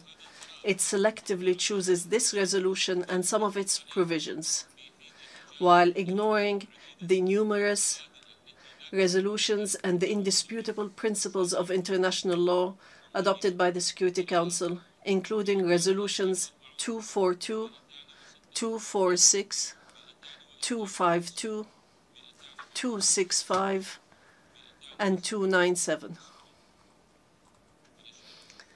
We are witnessing a brutal campaign of indiscriminate killing and the use of technology to carry out bombings remotely without regard for unarmed civilians, in a dangerous precedent that indicates the extent of the involvement of the occupation's government and its indulgence in committing crimes against humanity. Iraq, today, through its government and its people, and under the directives of the Supreme Religious Authority, stands with Lebanon and its brotherly people as it faces a new page of brutal aggression that seeks to plunge the region into conflict, which is something we have already warned against. We will continue to provide all possible assistance to overcome the effects of these attacks. Our position is based on a history of cohesion and a well-known Iraqi steadfastness that rejects aggression and occupation and rejects depriving people's right to their land, heritage, and holy sites, and that repeatedly condemns any international support or justification for the aggressor's pretexts.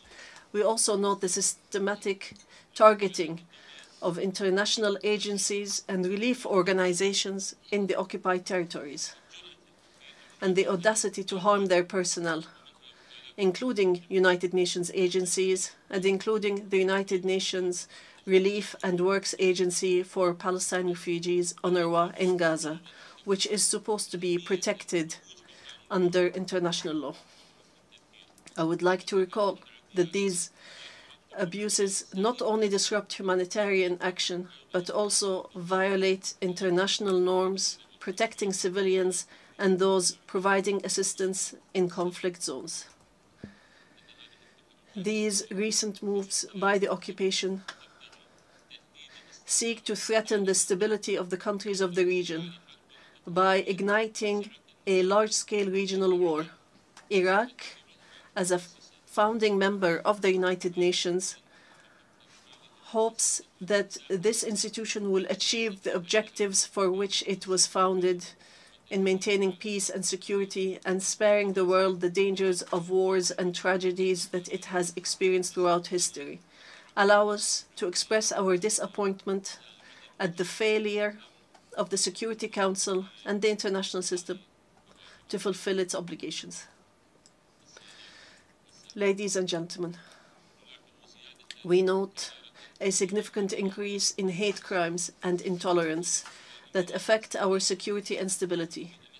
We are in dire need of international cooperation in order to spread the spirit of tolerance and mutual respect, and to combat hate speech, discrimination, and violence that are steadily increasing around the world. We believe that one of the main aspects of hate speech is the growing phenomena of Islamophobia, which undermines global efforts to achieve peace, security, and coexistence, and creates an atmosphere for attacks targeting our social and moral values, which are part of our human existence. Therefore, I call on the United Nations to make greater efforts to promote dialogue and understanding among different cultures and religions, and I stress the need to promote unity and harmony in the face of increasing polarization, while stressing the need for heads of state and heads of international institutions to stand against religious intolerance and hatred. Excellencies, as for Iraq, and in contrast to what I have mentioned, there are good developments, as the country where ISIS occupied a third of the territory, and where many observers believed that it was the end of Iraq as we know it. Today, 10 years later, Iraq is witnessing the implementation of a comprehensive plan for reconstruction and development, and the restoration of life to cities, and the rise of tall buildings and infrastructure and safety, and the spread of safety. We still have many fundamental challenges ahead of us in achieving economic, administrative, and environmental reforms and diversifying the economy. We have made great strides in achieving security. We have achieved a victory over terrorism, and soon we will crown this victory over this terrorist organization with a joint and important declaration with our allies and friends who stood by Iraq and supported it against a brutal enemy that posed a threat to the entire world. Our efforts are focused on strengthening the democratic process in Iraq and working to consolidate the social contract and national cohesion as chosen by our people in their permanent constitution of 2005. We have organized provincial council elections, which had been suspended for 10 years, and after their organization was obstructed in Kirkuk since 2005. Now we are in the process of organization elections for the parliament of the Kurdistan region of Iraq. Our efforts are continuing to strengthen the relationship of the federal government with the regional governments and local governments in the governorates, in accordance with what the Constitution and the law have determined, and to protect the existence of minorities and sects and to secure their needs. One of our priorities is to spread justice and preserve diversity, which we consider as one of our most important assets. Ladies and gentlemen, this government has 5 priorities. job creation, improving services, combating poverty, combating corruption, and implementing economic reforms. The Iraqi government seeks to rehabilitate the necessary human resources and has taken great strides towards building state institutions and enforcing the rule of law.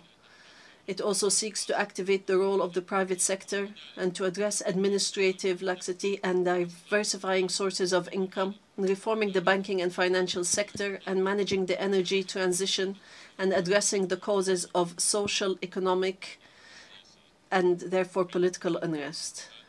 This transformation is a complicated matter for Iraq due to the economic structural challenge represented by relying on the public sector to take in the workforce and to use oil revenues to pay the salaries of millions of employees. This dual challenge facing Iraq is the excessive dependence on oil revenues and limiting its ability to diversify economically. This has been as a result of decades of wars and economic blockade and the dictatorial regime's absurd economic policies and some aspects of miscalculation and mismanagement later on, and the waste in human and material resources that could have been developed. Governance, anti-corruption, digital transformation, and e-government are all among our top priorities, as they are the most important strategies to reduce corruption and achieve good governance.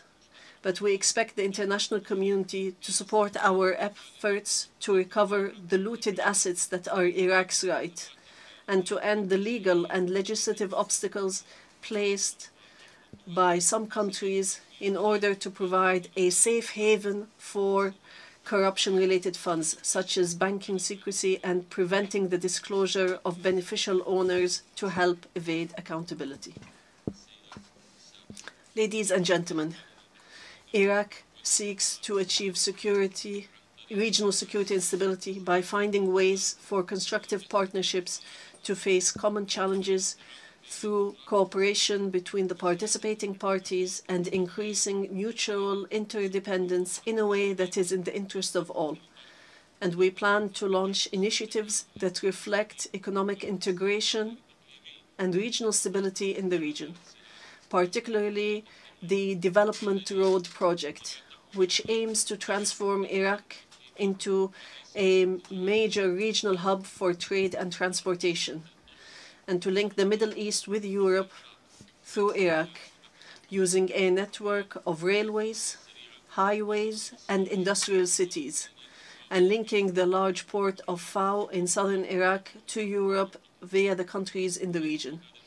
This project represents the most important steps to enhance regional cooperation and integration, and is in line with Iraq's broader goals of rebuilding the economy and improving services. Ladies and gentlemen, Iraq faces serious environmental challenges as a result of climate change and desertification, challenges that cannot be addressed without enhanced international cooperation, as desertification and the lack of vegetation cover leads to the displacement of millions in search of stability, thus exacerbating social and political crises. We call for international solidarity to face environmental challenges and to work to raise awareness of the importance of the management of sustainable water resources, which is a central issue for Iraq.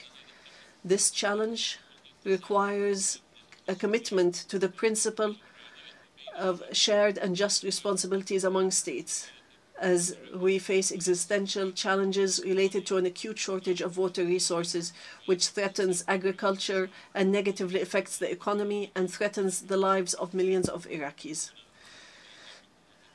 Hence, the government attaches top priority to these files and issues and works in cooperation with neighboring countries to reach sustainable solutions and policies to deal with these influences. In conclusion, I would like to express my deep gratitude to the United Nations for the support it has provided to Iraq over the past 2 decades. We look forward to a new phase of cooperation with the United Nations in Iraq that will begin by the end of 2025. And we hope that this will mark the beginning of a new era full of stability and prosperity for our people, and a new page of partnership with the United Nations. We are working hard to build a better future for our coming generations, and we look forward to continuing partnership with the international community to achieve this. Selecting Iraq to chair the Group of 77 and China for 2025 is a victory for Iraqi diplomacy, which seeks to achieve development goals and bridge the technological gap between the countries of the North and the countries of the South, and achieve integration and reform of the international economic system. While chairing the largest international group of 134 nations, we look forward to working towards a more stable and just world in which all peoples of the world interact and have development opportunities. In conclusion, our policy puts Iraq, its people, security, sovereignty, and prosperity first. We proceed with confidence to erase the traces of the past, including wars, dictatorships, and terrorism, just as we continue to rebuild Iraq and give it the regional and international status it well deserves. May the peace, mercy, and blessings of God be upon you. On behalf of the Assembly, I wish to thank the Prime Minister of the Republic of Iraq.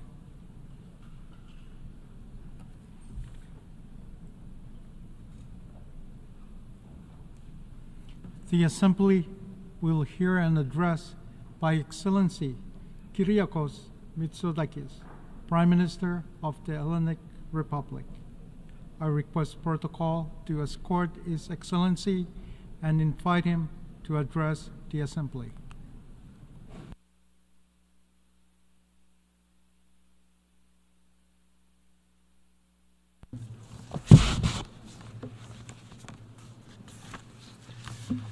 Thank you, Mr. President, ladies and gentlemen. This is the sixth occasion on which I have addressed the United Nations General Assembly as Greece's Prime Minister, but it is the first in which I stand before you as the leader of a country which is an incoming member of the United Nations Security Council. Greece is honored to accept that responsibility for the third time, and I'm personally grateful for the trust the broader UN membership has placed in our candidacy for the 2025-2026 term. Three words of Greek origin but of universal meaning will guide Greece's upcoming tenure on the Security Council: dialogue, diplomacy, and democracy. And six core priorities underpin these guiding principles: the peaceful settlement of disputes, respect for international law and the rules and principles of the UN Charter, women, peace and security, climate, peace and security, children in armed conflict, and of course, as a seafaring nation, maritime security.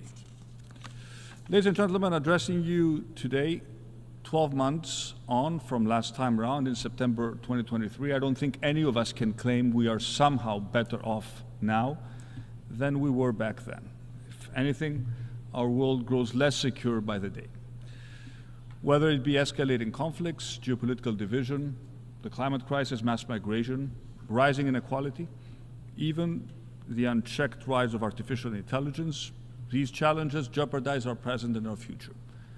And yet, within these threats lie unique opportunities to transform the way we live, govern, and cooperate on a global scale.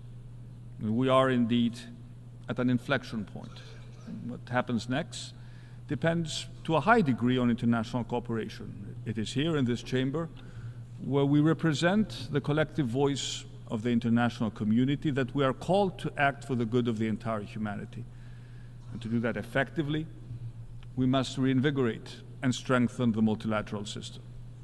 Most of us, if not all, have agreed on the need to reform the UN, and especially the Security Council.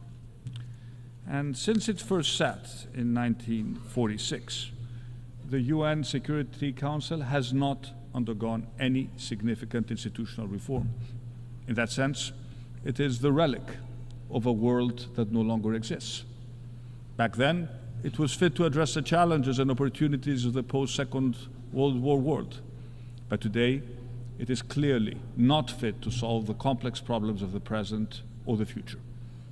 As far as the Security Council reform is concerned, I believe we all agree that it is essential to increase the meaningful participation of underrepresented nations.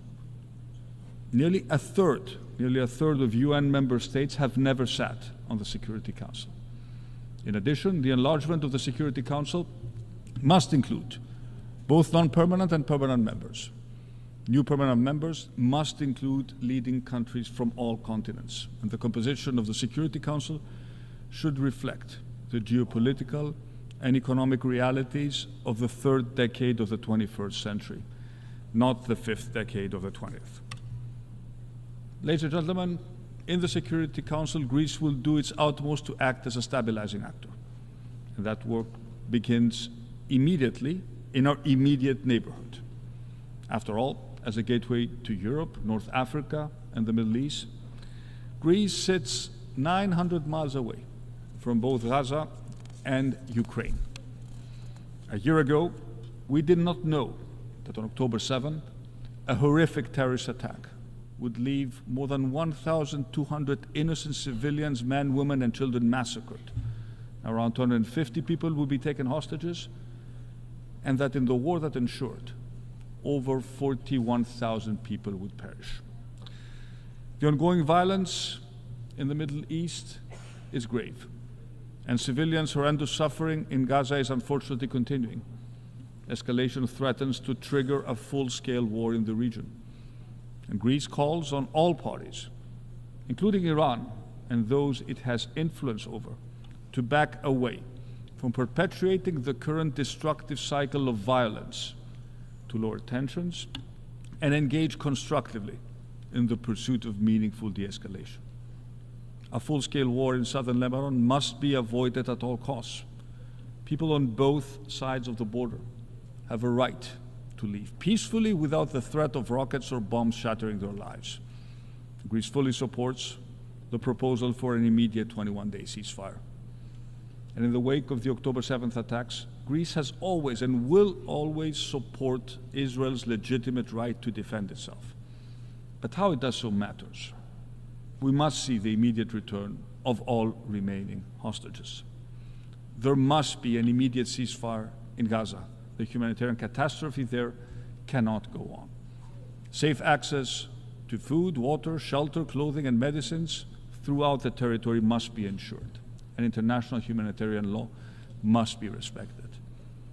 However remote, however impossible it may seem today, Israelis and Palestinians must be given the chance to live side by side in peace and security, and there is no other way than to make the two-state solution a reality. There's an absolute need to give the Palestinians hope for the future. This is a sine qua non for peace, stability, and security in the region, including, let me repeat, including the long-term security of Israel. And building a fully functioning and sovereign Palestinian state will take concerted efforts by all sides involved, the actors in the wider region, but of course, the international community as a whole. But there is no other option to bring about lasting peace in this turbulent part of the world. Ladies and gentlemen, a year ago, we were already in the second year of Russia's illegal war in Ukraine. And since February 2022, Russia has brought violence, misery, and destruction back to the European continent. Tens of thousands have been killed. Millions have been displaced from their homes. The impact on civilian infrastructure and people's lives and livelihoods is colossal. We stand in solidarity with the Ukrainian people, who are fighting for their freedom and independence, and for the territorial integrity and sovereignty of their country. And respect for the territorial integrity of all states is the fundamental pillar of international law.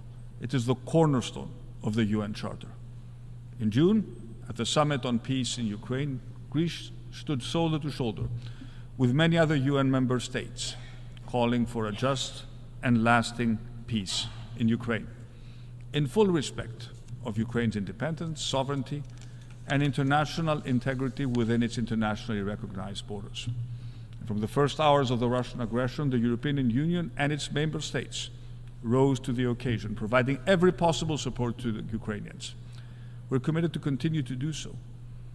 Why? The answer is simple. The war in Ukraine is not simply another local or a regional European conflict. It's a brutal challenge to international stability and to the international rules-based order that the UN stands for. And as such, it concerns the entire global community. Needless to also recall the very concrete impact this war has had on international food security, affecting economies and basic needs of populations around the world, especially in Africa. Ladies and gentlemen, Greece has been placed by geography in a complicated neighborhood, and I have repeatedly spoken from this stand on the difficult and at times tense relationship with neighboring Turkey. Over the past year, I have met President Erdogan 6 times, including our recent meeting on the sidelines of this assembly, a couple of days ago. Last December, we signed the Athens Declaration, a document stating our intention to resolve our differences according to the principles of international law and in the spirit of good neighborly relations. And we will continue to explore how to improve bilateral relations with Turkey. There is potential for increased cooperation to tackle common challenges such as climate change and migration. We will continue to keep channels of communication open to diffuse any tension that may arise. Greece is willing to work towards resolving the only major outstanding issue we have with our neighbor, the delimitation of the continental shelf and the exclusive economic zone in the Aegean and the Eastern Mediterranean. We have not been able to effectively address this difference for more than 40 years. But this does not mean that it is destined to remain unresolved. And I was glad to hear President Erdogan say that the limitation of maritime zones, in accordance with international law, is to the common interest of the entire region of the Eastern Mediterranean. And I strongly believe that we have today a window of opportunity, and we should be bold enough and wise enough to seize this chance.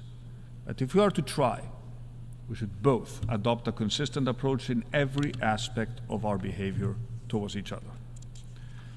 On the other hand, when it comes to Cyprus, where this year marked the 50th anniversary of Turkey's illegal invasion and subsequent occupation of over a third of the territory of the Republic of Cyprus, we unfortunately see no progress in Turkey's position. This invasion was and remains a violation of the fundamental principles of the UN Charter. As Prime Minister of Greece, I reaffirm here today our commitment to the sovereignty and territorial integrity of Cyprus and to a solution on the basis of a bizonal bicommunal federation with a single sovereignty, a single citizenship, and a single international personality in accordance with the relevant UN Security Council resolutions. A two-state solution cannot and will not be accepted. It is simply not a solution. President Christodoulidis gave yesterday from this podium an impassionate and sincere address recalling the violence and trauma of the Cyprus invasion 50 years ago. He also expressed his unwavering commitment to engaging in order to find a solution. And I, for one, have absolute trust in this commitment. He's right to argue that international law cannot be applied a la carte and that history cannot be rewritten or erased. Greece fully supports the efforts of the Secretary General for the resumption of negotiations within this framework.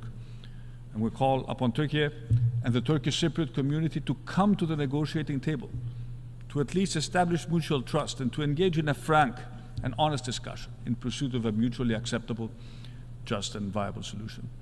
And can you imagine how powerful a message for the world community it would send to all those seeking peace in seemingly intractable conflicts around the world if we can find a permanent, viable, and just solution to the Cyprus question? Ladies and gentlemen, let me also mention the other side of our neighborhood and its future, the Western Balkans. As the oldest European Union member in the region, Greece has always had a vision for the Western Balkans inside the European Union family. a vision that would reduce tensions and conflict and embed the rule of law and fundamental freedoms, driving development and prosperity for its people. There has been progress, but that progress has not been enough. 21 years after the Thessaloniki Agenda, significant challenges remain. And allow me to be very frank. The countries of the Western Balkans need to take the definitive decision to leave behind the traumatic legacy of the past. And the political leadership of the Western Balkans needs to choose by action, not by words, to embrace a European future. By improving democratic governance, consolidating the rule of law and freedom of expression, pursuing difficult internal reforms, and very, very importantly, committing to good neighborly relations. Reviving nationalist narratives and agendas should have no place today in a region on the cusp of joining the EU. And let's start with the basics. International agreements must be respected and implemented fully and in good faith, whether we're talking about Dayton or Prespa or the Belgrade-Pristina agreements. There are disruptors who would like nothing more than to cause new divisions in this sensitive corner of Europe. And it is time to relegate the famous phrase of Winston Churchill that the Balkans produce more history than they can consume once and for all to the history books. Ladies and gentlemen, let me conclude by addressing briefly two issues critical to our shared future: the advent of artificial intelligence and the adverse effects of digital technology, especially on our children and our teenagers. The power of AI seems limitless, a technology with the potential to change our world in a way that will probably surpass the advent of the personal computer, the launch of the mobile phone, or the birth of the World Wide Web. Like steam or electricity before it, AI, as a general technology, presents huge opportunity to transform for good the way we live, we collaborate, we progress as humankind. And if used correctly, it could very well be driving solutions across science, climate change, R&D, medicine. For our governments, AI has enormous power to enhance productivity, facilitate more effective decision-making, and deliver more efficient and higher impact public services. It is indeed a game changer. However, AI also has the potential to do extraordinary harm. Unchecked and in the hands of malign actors, AI could yet become a weapon of control in an uncertain world order. We're already seeing how generative AI is used to create more and more convincing deep fakes designed to spread misinformation and disinformation. And it is not lost on me standing here in this assembly, created to protect peace and security and promote global dialogue, that our world is being shaped by transnational actors in the form of a few very large technology companies with more economic muscle than most of the countries represented here. And this is leading to an imbalance that we must address. Those driving the technologies that are fundamentally reshaping the societies are essentially not accountable, and that needs to change. They, like us, in the end, have a responsibility towards humanity. And unlike with climate change, where we continue to convene globally to discuss national contributions every year within the context of a global problem, with AI there is no such framework. The European Union is trying to rectify that. But just as with climate, the EU alone cannot address this challenge. And here I would like to praise the final report governing AI for humanity, presented just a few days ago by the high-level advisory body on AI established by the Secretary General. The recommendations of this report can truly contribute to an agile and adaptable regime of global governance of AI that helps showcase the benefits of AI and address its risks. Bluntly, if both a compact for the future and a global digital compact we agreed this week are to have any effect, then we may need to put the regulation and application of AI on a global footing. Eventually, what we may need is a COP for AI, with the participation not just of countries, but also of the global technology companies. And this is an issue of the utmost urgency for one additional reason, and let me conclude with that. We are already witnessing the adverse effect of digital technology and AI-driven algorithm on the mental health of our children and our teenagers. It took over a quarter of a century for campaigners to install seatbelts in cars, despite the fact that all the evidence pointed to belts saving lives. We are in a similar situation today when it comes to children and teenagers and their use of digital and social media platforms. Every day, children around the world are being exposed to content that exasperates feelings of loneliness and unrealistic standards of beauty. Frequently, our teenagers are pulled into extremist echo chambers. Bullying, once contained to the real world, now has its virtual twin. It follows children home from school and materializes on phones and tablets and bedrooms. Social media algorithms are constantly improved by AI to keep children online for the maximum amount of time and away from the real world of unsupervised play, and all for the purpose of making money. Countless studies have shown that heavy use of social media is linked to depression, feelings of isolation, sleep deprivation, and addiction. The brains of our children are being rewired and their development changed at an almost unimaginable scale. Yet we do nothing, or very little. That is why I applaud initiatives, such as the one announced by Australia, for putting an age limit on social media use with age verification technologies that cannot be circumvented. Others should follow suit. Technology companies must come to the table and show that they will take tangible and measurable safety and prioritize safety over profits. If they don't, pragmatic solutions like banning devices in our schools, which Greece has implemented as of this year, will be complemented by harsher regulatory responses. Digital technology is no different than any other industry that needs to operate under health and safety regulations. The overarching principle, the golden standard, is one and the same: do no harm. Ladies and gentlemen, we live in a rapidly changing world. We cannot let our differences be an excuse for inaction. And as Greece takes its seat on the Security Council, we do so mindful of the importance of our core principles: dialogue, diplomacy, democracy. And this week's summit of the future demonstrates that it is truly possible when we work together to renew multilateral cooperation through these principles, and reiterating the commitment of all member states to the core values of the UN, we can still galvanize international resolve and forge innovative partnerships to address both the world's current and emerging challenges. And Greece stands ready to help the United Nations do its part in the 2 years ahead. Thank you very much.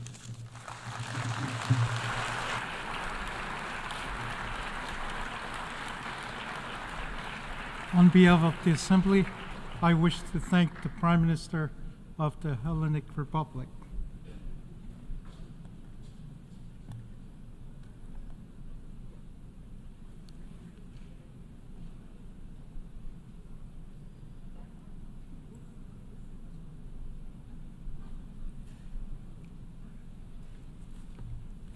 The Assembly will hear an address by His Excellency Keir Starmer, Prime Minister and First Lord of the Treasury of the United Kingdom of Great Britain and Northern Ireland.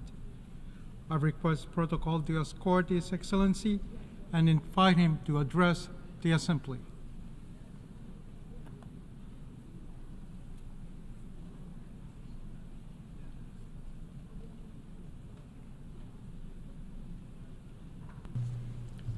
Mr. President, Your Excellencies, ladies and gentlemen, I address the General Assembly today as someone with a deep belief in the principles of this body and the value of international cooperation. I remember reading the Universal Declaration of Human Rights as a student. It had a profound impact on me. I spent my career as a lawyer working to protect those rights.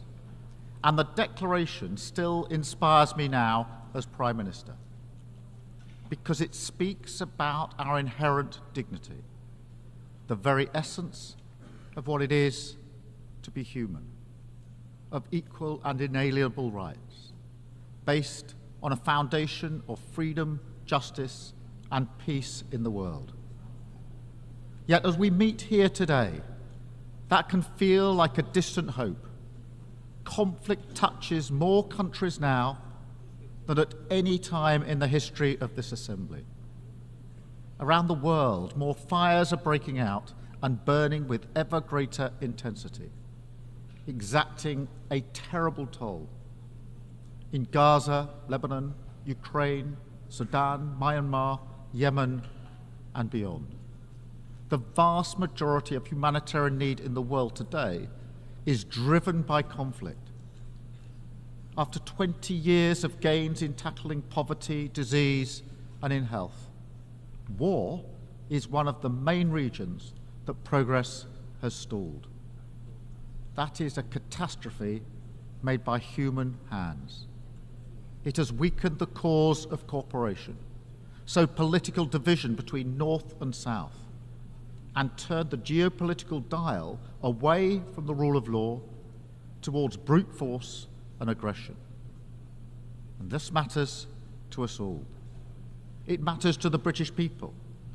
My government was elected to change Britain, to deliver national missions on higher growth, safer streets, cleaner energy, more opportunity, and a healthier society. But behind every one of these missions sits another insight, something that used to be unspoken, but now needs to be said, that we recognize that our success in Britain can never be separated from events beyond our shores. Global challenges rebound on us at home, and to grapple only with the effects of war, poverty, climate change, pandemics, or irregular migration when they arrive on our doorstep is to set ourselves up to fail. We must work with others to solve these problems at root, to tackle the causes. Britain is stronger when we do so. So we are changing our approach on the global stage too. My message today is this: we are returning the UK to responsible global leadership, because I think the international system can be better. We need it to be better. People talk about an age of polarization, impunity, instability, an unraveling of the UN Charter. And I fear that a sense of fatalism has taken hold. But our task is to say, no, we won't accept this slide into greater and greater conflict, instability, and injustice. Instead, we will do all we can to change it. This is the moment to reassert fundamental principles and our willingness to defend them, to recommit to the UN, to internationalism, to the rule of law, to work together for peace, progress, and equality. Because it is right, yes, absolutely, but also because it is plainly in our self-interest. So we are ready to step up in a spirit of respect and equal partnership. I don't claim that solving these problems is easy, but there are positive, practical things that we can do together. This starts with addressing the rising tide of conflict and preventing a regional war in the Middle East. I call on Israel and Hezbollah, stop the violence, step back from the brink. We need to see an immediate ceasefire to provide space for a diplomatic settlement. And we are working with all partners to that end, because further escalation serves no one. It offers nothing but more suffering for innocent people on all sides, and the prospect of a wider war that no one can control, and with consequences that none of us can foresee. This is intimately linked with the situation in Gaza, where again we need to see an immediate ceasefire. It shames us all that the suffering in Gaza continues to grow. The answer is diplomacy, the release of all the hostages, and the unfettered flow of aid to those in need. That is the only way to break this devastating cycle of violence and begin the journey towards a political solution for the long term, which delivers the long-promised Palestinian state alongside a safe and secure Israel.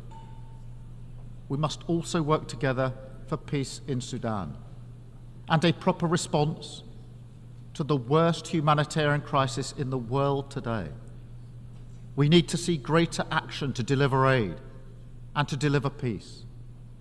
The world cannot look away. And we must stand up for international law. And that's why we are so resolute in our support for Ukraine. They are exercising their right to self-defense as provided for under the UN Charter and recognized by 141 members of this Assembly. We will stand with Ukraine for as long as it takes, because the alternative would be to confirm the worst claims about this place, that international law is merely a paper tiger, and that aggressors can do what they will. We will never let that happen, because it is our duty to respond to a more dangerous world with strength, to keep our people safe. But alone, that's not enough. That's not the limit of our responsibility. We must also work together to make the world less dangerous. And so we have to face some hard truths. The institutions of peace are struggling, underfunded, under pressure, and over-politicized. The entire framework of arms control and counter-proliferation, painstakingly constructed after decades, has begun to fall away. Iran continues to expand its nuclear activity in violation of its international commitments. Incredible new technologies like AI are being deployed for military use without agreed rules. These are difficult challenges to grip and too urgent to ignore. That's why the new Pact for the Future is so important. We must put new energy and creativity into conflict resolution and conflict prevention, reverse the trend towards ever greater violence, make the institutions of peace fit for purpose, and hold members to their commitments under the UN Charter. But again, reducing conflict is not the limit of our responsibility. Other global challenges impact us too. So we must work to get the SDGs back on track. So, Mr. President, under my leadership, the UK will lead again, tackling climate change at home and internationally, and restoring our commitment to international development.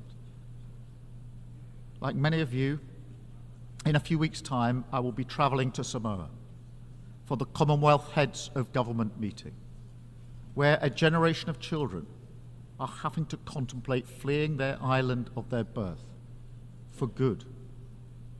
The threat of climate change is existential, and it's happening in the here and now. So we have to reset Britain's approach.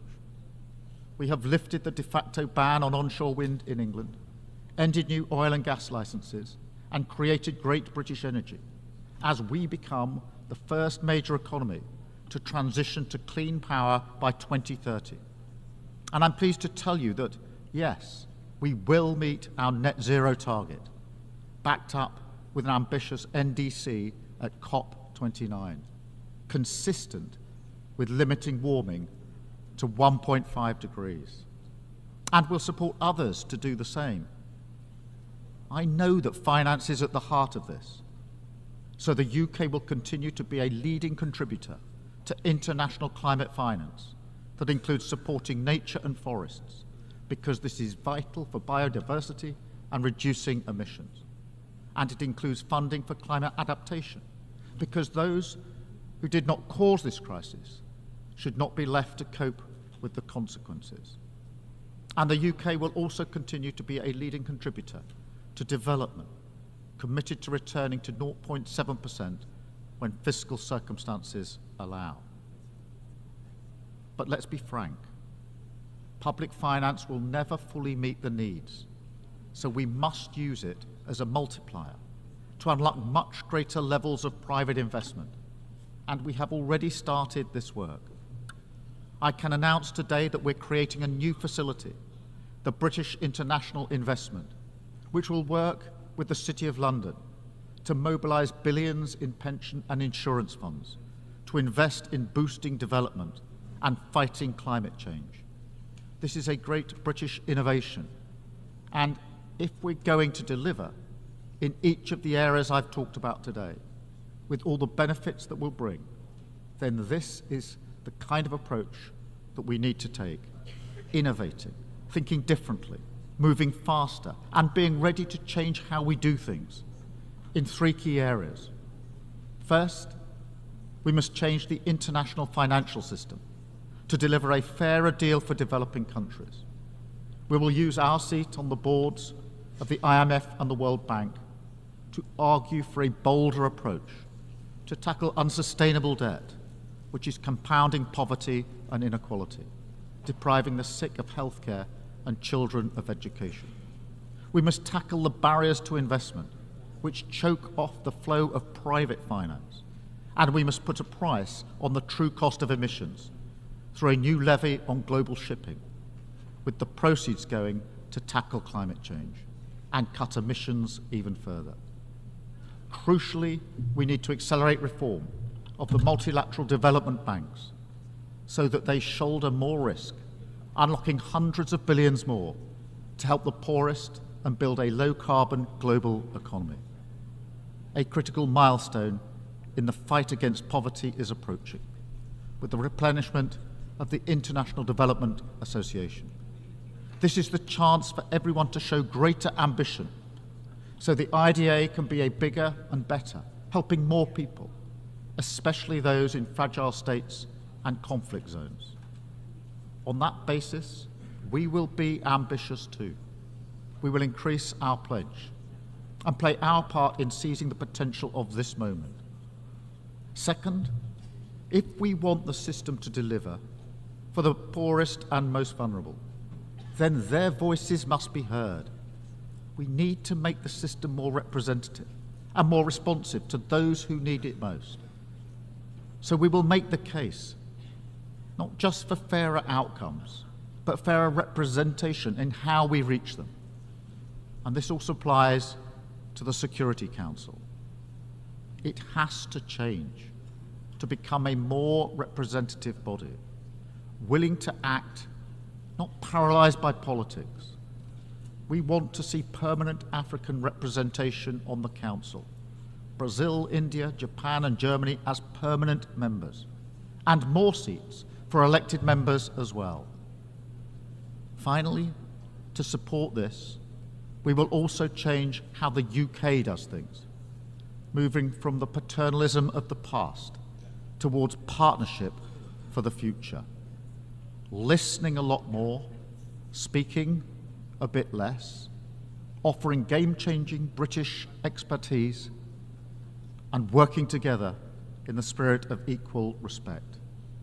Joining the Paris Pact for People and Planet, pursuing a new global clean power allowance, standing for the new term on the Human Rights Council, and joining forces to tackle the toughest challenges, like antimicrobial resistance, preparedness for the next pandemic, and outbreaks of deadly diseases like Mpox.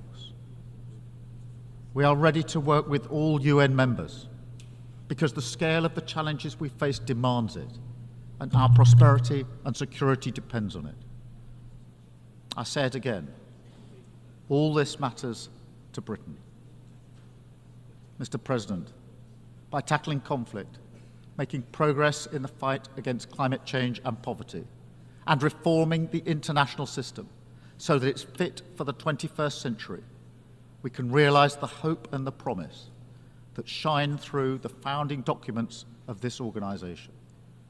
Together, in all our interests, we can change direction from the dangerous, destructive path we find ourselves on and turn instead towards the rule of law, towards cooperation, responsibility, and progress, towards peace.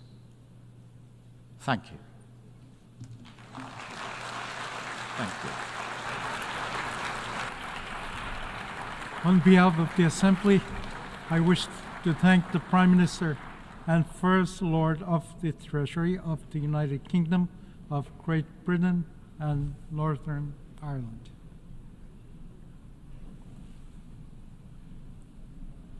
The Assembly will hear an address by His Excellency K.P. Sharma Oli, Prime Minister of Nepal. I request protocol to escort His Excellency and invite him to address the Assembly.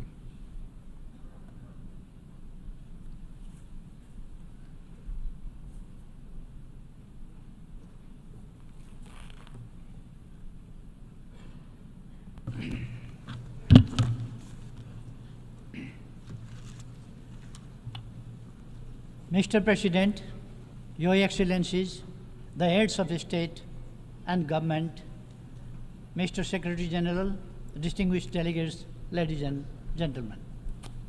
I stand here as a humble representative of 30 million proud Nepali people. At the very outset, allow me to extend my sincere congratulations to you, Mr. President, and distinguished members of the Bureau on your well-deserved elections. I would also like to reaffirm Nepal's full support as you undertake the important responsibilities entrusted to you.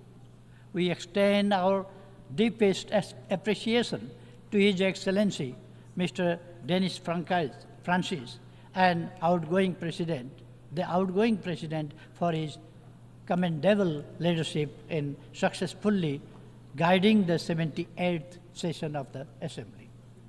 Our highest accolades are due to the Secretary General, Mr. Antonio Guterres, for his tireless dedication to reinforcing multilateralism and tackling global challenges.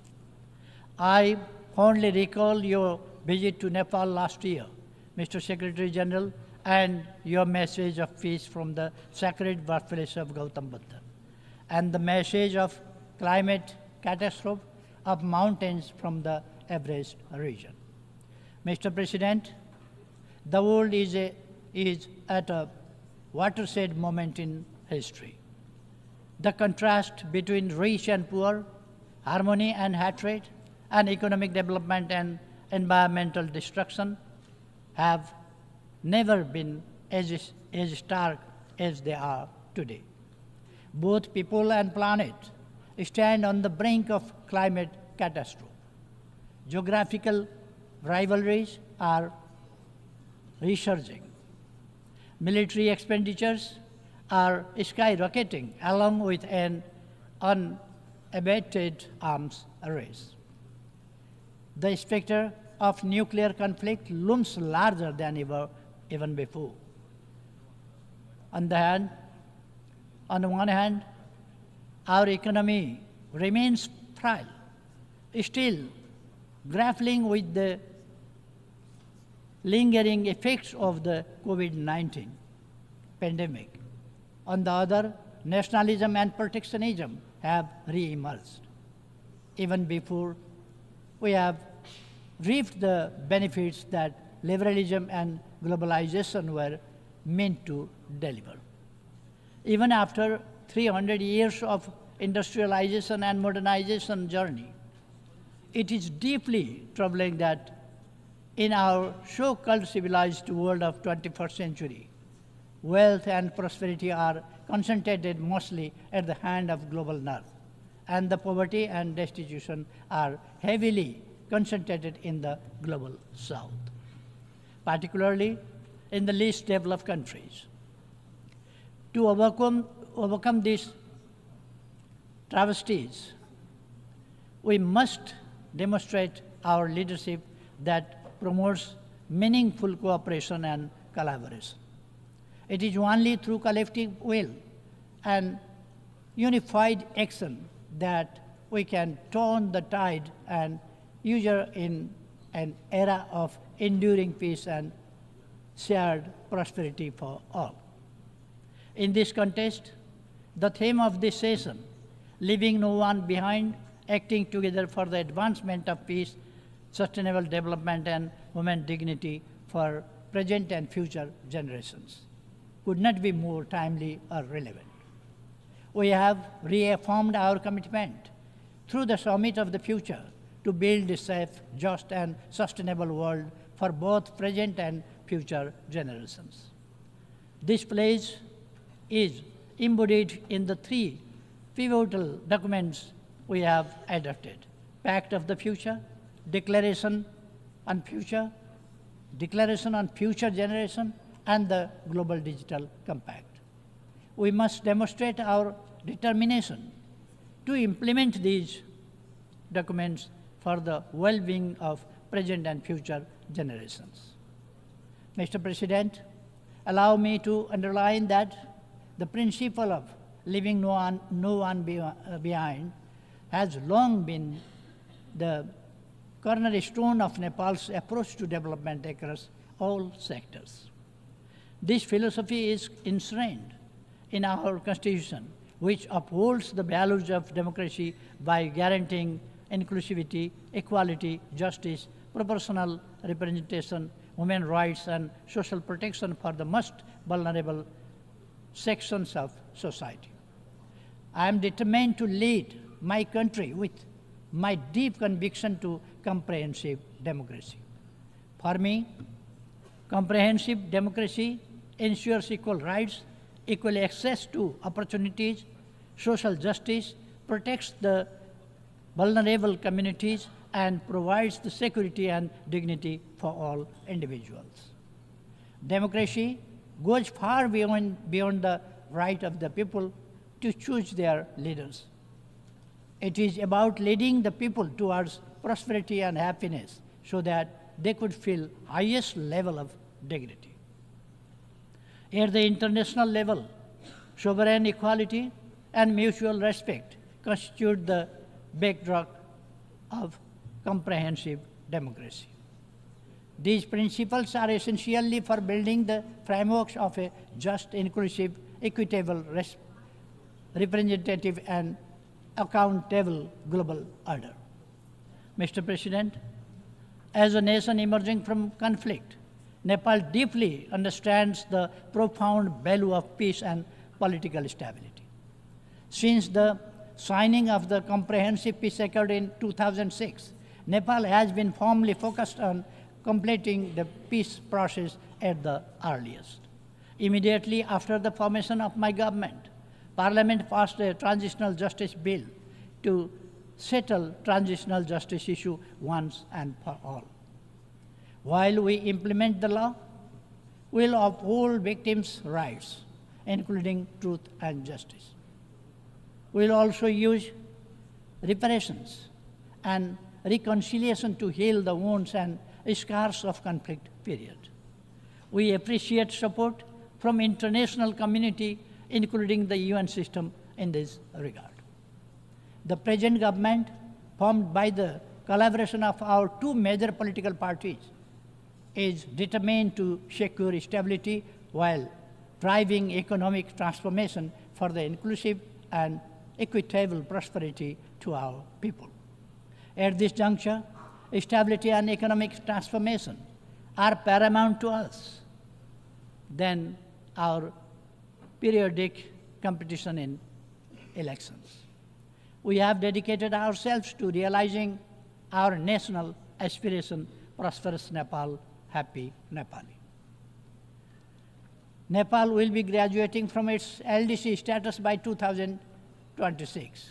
We are diligently working towards achieving the Sustainable Development Goals, SDGs, by 2030 and aspire as become a developed country by 2043, despite facing significant economic headwinds. However, our path to achieving the SDGs remains fraught with difficulties. We are confronted with a substantial financial gap of about 24 billion US dollars to attain the 2030 agenda. In this backdrop, Nepal hosted the IDA 21 replenishment meeting last June, underscoring the crucial need for continued and enhanced support from the International Development Association along with other development partners. In this pursuit, we strongly reiterate our call for enhanced, predictable, and sustained international support. Mr. President, climate change has emerged as the gravest threat to our planet, people, and prosperity. My own country, Nepal, is particularly hard hit. We stand as one of the most vulnerable nations to climate change and are ranked as the 20th most disaster-prone country in the world. Of utmost concern is the alarming rate at which the pristine Himalayas, often referred to as the third pole, are losing their vast snow reserves. This loss threatens water availability for billions of people living downstream, extending far beyond the borders of my country.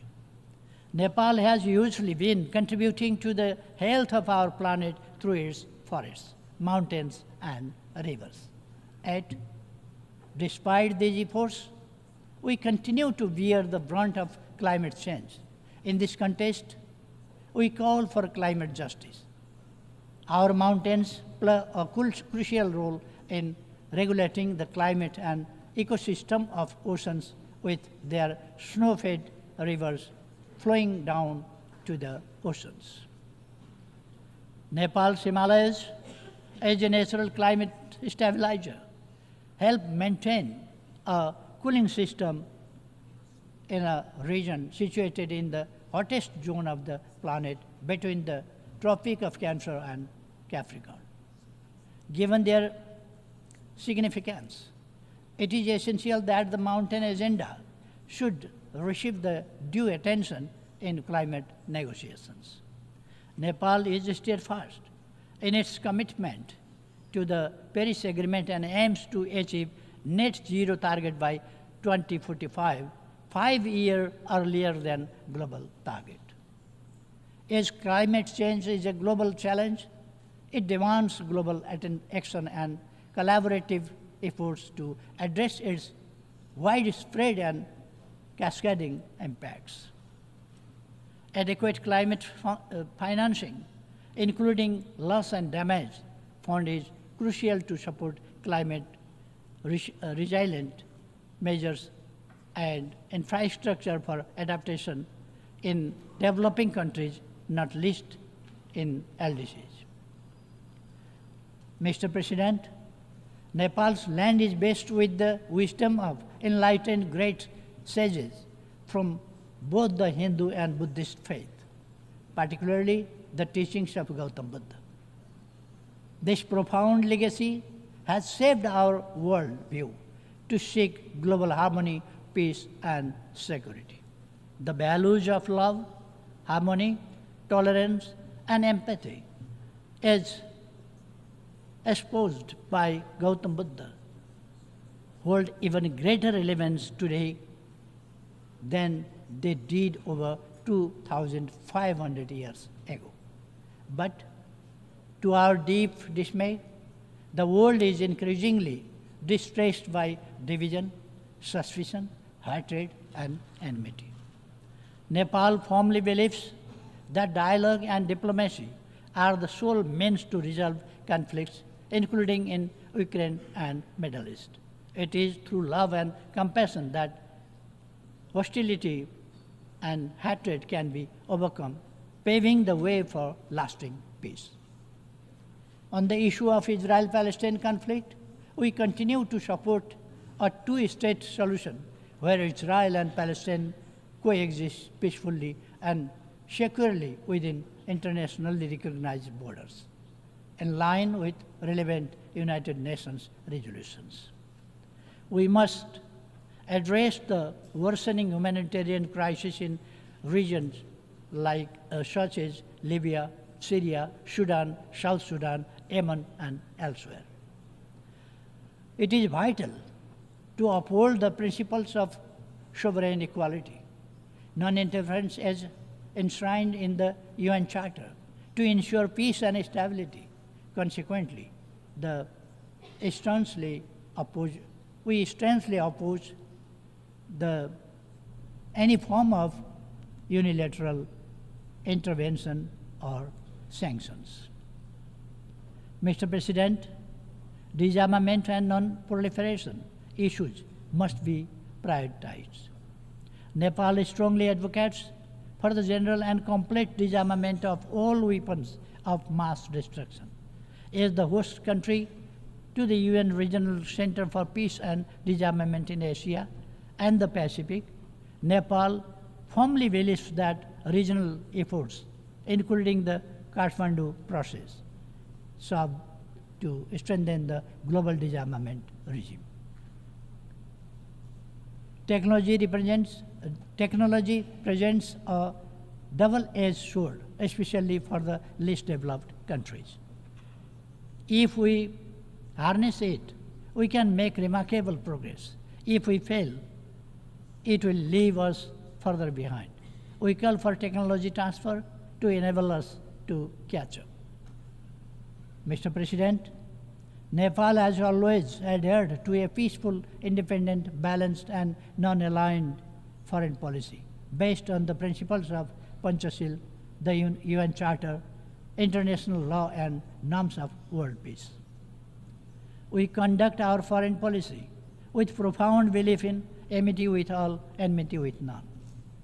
Nepal remains committed to further strengthening its close, cordial, and constructive relations with its immediate neighbors and beyond, rooted in the principles of mutual respect, sovereign equality, territorial integrity, non-interference in each other's internal affairs, and peaceful coexistence. As the largest contributor of troops and police to UN peace operations, Nepal stands ready to further enhance its contribution to global peace and security. Nepal believes it is our rightful call for having commensurate representation in the leadership positions both at the UN headquarters and in the field, reflecting our significant contribution. Mr. President, Nepal firmly advocates for the reform of the UN system to make it more effective, democratic, transparent, and accountable. We firmly believe that stronger multilateralism with the United Nations at its core is the only path forward to tackle the numerous global crises we face. We echo a call for substantial reform of the global financial system as aptly described it by Secretary General Mr. Antonio Guterres as morally bankrupt. The voice and representation of countries in special situations, including the LDCs, landlocked developing countries, LLDCs, and small island developing states must be ensured. Mr. President, Nepal firmly upholds the belief that all human rights are universal, unalienable, indivisible, interdependent, and interrelated. It is with this conviction that we have become a party to 24 international human rights related conventions and protocols, including 7 of the 9 core instruments. We are fully committed to promoting gender equality and ensuring equal rights for women. Nepal is making necessary legal arrangements for the full realization of all human rights for women and girls, including their sexual and reproductive health rights. Protection of the rights of migrant workers, including their safety, security, dignity, and well-being, has always remained our priority. We strongly advocate so far orderly and regularly migration to ensure that the benefits of migration are shared by all. Finally, Mr. President, the world we inhabit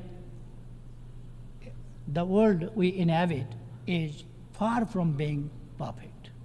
Yet, it is not all doom and gloom. We firmly believe that humankind is still capable enough to march ahead without compromising the prosperity and happiness of future generations. None of the global challenges we are facing today have been imposed by alliance. These are our own makings, our own creations. Therefore, it is self-evident that by fostering global understanding, trust, and cooperation, we can overcome these problems and challenges.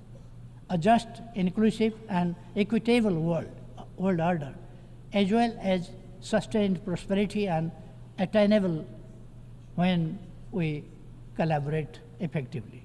Let me resonate the wisdom of our ancient text, the Maha Upanishad, from around the 6th century BC, Vasudhaiva Kutumbakam, meaning the whole world is one family. We not only hold this philosophy dearly, but we also act it on our everyday life. With this constant conviction, Nepal is committed to playing its role to secure our shared aspiration of enduring peace, progress, and prosperity while leaving no one behind. Thank you.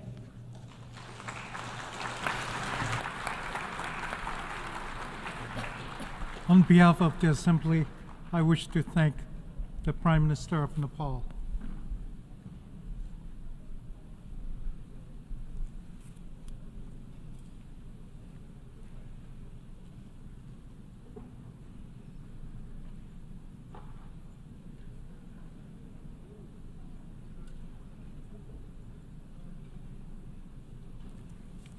I now give the floor to His Excellency Winston Peters, Deputy Prime Minister, Minister for Foreign Affairs, and Minister for Raising of New Zealand.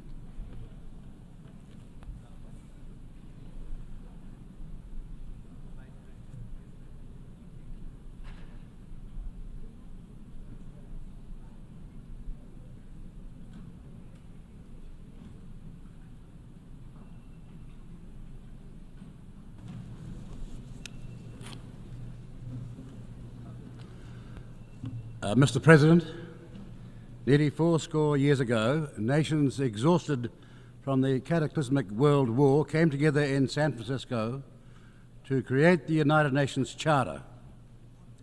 Forged in the immediate aftermath of that war, then New Zealand Prime Minister Peter Fraser held the greatest hopes for the Charter's success, which he believed would be predicated on, quotes, the sincerity and moral determination of its members. But the beginning is a delicate time, and Fraser was a realist. He understood the Charter was imperfect. From the earliest debates in San Francisco, New Zealand fought against the veto rights bestowed upon the great powers. Fraser warned that, and I quote him, "The veto which can be exercised by one of the great powers, both in regard to itself and other nations, is unfair and indefensible, and may, if retained and exercised, be destructive not only of the main purposes of the international organization, but of the institution itself." Fraser knew that the United Nations Charter could only be secured with the great powers' agreement. And though he considered the Charter imperfect, he thought those imperfections could be overcome if the spirit of San Francisco is carried into the operation of the Charter. The spirit of San Francisco incorporated the hope that the great powers behave prudently, for as Winston Churchill said, the price of greatness is responsibility. But today, the spirit that created the United Nations Charter is sagging under the weight of its own potted history. Power waxes and wanes, so yesterday's great powers, today's permanent members of the Security Council, are challenged by periods of competition, or worse, abuse of the veto. This has serious implications for all members and the conduct of our foreign affairs. While some permanent members exercise restraint in their use of the veto, others consistently and frequently abuse this power. When Russia, a permanent member of the Security Council, illegally invaded its neighbour, it did not just violate Article 2, Paragraph 4 of the Charter, it acted in utter contempt of the Charter. Russia then vetoed a draft Security Council resolution condemning its actions and calling for the immediate withdrawal of its forces from Ukraine. Not only does Russia lack the sincerity and moral determination required to make the United Nations work, but its delinquency should be a clarion call for long overdue Security Council reform. As Prime Minister Fraser said back in 1946, when referring to the veto's risks, quotes, "It is very bad if one nation can hold up the advancement of mankind," unquote. The world of 2024 looks very unlike the one of 1945. And so our collective institutions need to evolve and reflect contemporary realities. We need a United Nations Security Council that looks more like today's world. And we need veto reform. Tensions and imbalances between the desire for a rules-based international order that protects small states against aggression and the unjustified exercise of power by certain great powers have only grown these past 8 decades. Yet small states matter now as much as they did then. New Zealand holds the foundational belief that all states are equal and that our voices matter as much as the most powerful states represented here. It is the quality of our arguments and the principles of justice that inform them, not the size of our militaries, that should hold sway here. We smaller nations face many of the same challenges and share the same concerns. As my colleague from Singapore, Dr. Vivian Balakrishnan, put it at this year's East Asia Summit Foreign Ministers meeting in Laos, the problem for us is that every small state that wants territorial integrity to be respected, that wants its political independence to be guarded, that depends on the UN Charter to plan long-term, must view an invasion of a smaller neighbour by a larger neighbour as full frontal point of anxiety. We agree. We small states need today's superpowers to talk more, seek better understanding between themselves, and develop ways of compromising more, rather than a zero-sum game affecting better relations between today's great powers only enhances global stability, and that is what we, smaller nations, seek. The regional and global challenges we face are stark, the worst the world has faced since World War II. The challenges are complex and daunting. Across the globe, armed conflict is once more on the rise. Hard-fought development gains are being reversed. Human rights challenges and eroded, and geostrategic tensions are threatening global security and stability. Growing distrust and division is making international cooperation more difficult, placing the United Nations under strain and hindering the organization's ability to find effective solutions. The world is facing a myriad of regional and global crises. We see multiple intersecting and mutually reinforcing crises of conflict, climate change, and increasingly a crisis of trust in our institutions. So the challenges we face in the General Assembly are stark, indeed the worst in several generations. They also reinforce the truism that the global geostrategic and security challenges faced in one era do not remain static. The world has changed, and so must we. Indeed, each generation of decision makers confronts new challenges as economics, demographics, technologies and societies evolve, as do the power calculations that accompany disruptive change. Old truths give way to new ones. The trick now, as it was then, is to have one's eyes wide open upon and about the fundamental shifts that are taking place and be nimble enough to adapt to them. The need to adapt to changing historical context is also important and incumbent on the United Nations and its organizations. The rise of multilateral agreements is one sign of countries increasingly working together outside of the United Nations. Another is the cirrhosis around necessary veto reform.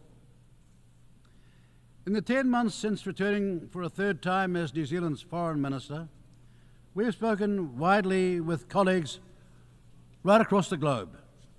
Summing up these discussions in a recent speech in Tokyo, we said that never has it been more apparent just how much diplomacy and the tools of statecraft matter in our troubled world. And since war and instability is everyone's calamity, diplomacy is the business of us all. We observed that at this moment in time, the ability to talk with rather than at each other has never been more needed. Those who share our values and those who do not gain from the understanding each other's position. And when we cannot agree, from understanding comes opportunity, and from diplomacy comes compromise, the building block of better relations between nations. We need more diplomacy, more engagement, and more compromise. As Churchill also said in his later years, quotes, meeting jaw to jaw is better than war, unquotes. Never has it been more apparent just how much political leadership is required to respond to the international challenges we face. Leadership is needed to restore trust in our domestic and international institutions, forge unity, and fill the gaps when the international community, through the United Nations, proves unable to. So, what does that leadership look like? It is leadership that can discern future opportunity while understanding but not being trapped by historical constraints. It is leadership that is underpinned by a leader's strength of character, their courage, their purpose, and a commitment to educate, not dominate their citizens. Given he will turn 100 years in the next few days, we recall with admiration such leadership exhibited by then President Jimmy Carter in 1978, in concert with Egypt's President Anwar Sadat and Israel's Prime Minister Yitzhak Rabin. They talked for 11 straight days at Camp David, from which emerged the Middle East peace accords between Egypt and Israel. That peace has endured, and New Zealand is proud as a foundational member of the multinational force and observers to have supported that peace since 1982. The accord reveals what is possible when leaders exhibit sincerity and moral determination, imbued by the spirit of San Francisco. We need more of this type of leadership and responsibility. Contrast that leadership with the catastrophic and ruinous path that has been followed in Gaza. This misery was caused by both Hamas' monstrous terrorist attack last year and now the overwhelming nature of Israel's response. We are most concerned about the generational consequences of this level of suffering and violence, with no end in sight, and which sees us on the precipice of an even wider conflict? Where is the sincerity and moral determination of today's leaders at the vortex of this unacceptable violence? New Zealand has sacrificed many of its young men to wars in faraway lands. Fully 10% of the total population of New Zealand fought in the Great War, and we lost a fifth of them. So every year on the 25th of April, we commemorate their loss at Gallipoli, the site of terrible carnage. This year, in a dawn address, we recalled that despite the horror of that war on the Gallipoli Peninsula, fraternal bonds were forged between warring nations. Countries who were once enemies became friends. New Zealand never wants to experience the catastrophe of another world war. We must never be at another San Francisco conference picking up the pieces after another descent into global annihilation and human suffering. So we must do more, demand more, and deliver more. We must reject and resist those who seek to conquer and control. We must always seek the path of peace, because the lasting victories of humanity are those of peace, not war. Finally, despite our frustration at the lack of political will required to adapt this organisation to fully meet the challenges of today, New Zealand's support for the United Nations remains unwavering. That commitment is unchanged from when Prime Minister Fraser expressed his great hopes for the Charter 8 decades ago. We believe effective multilateral diplomacy means taking responsibility for our obligations as member states.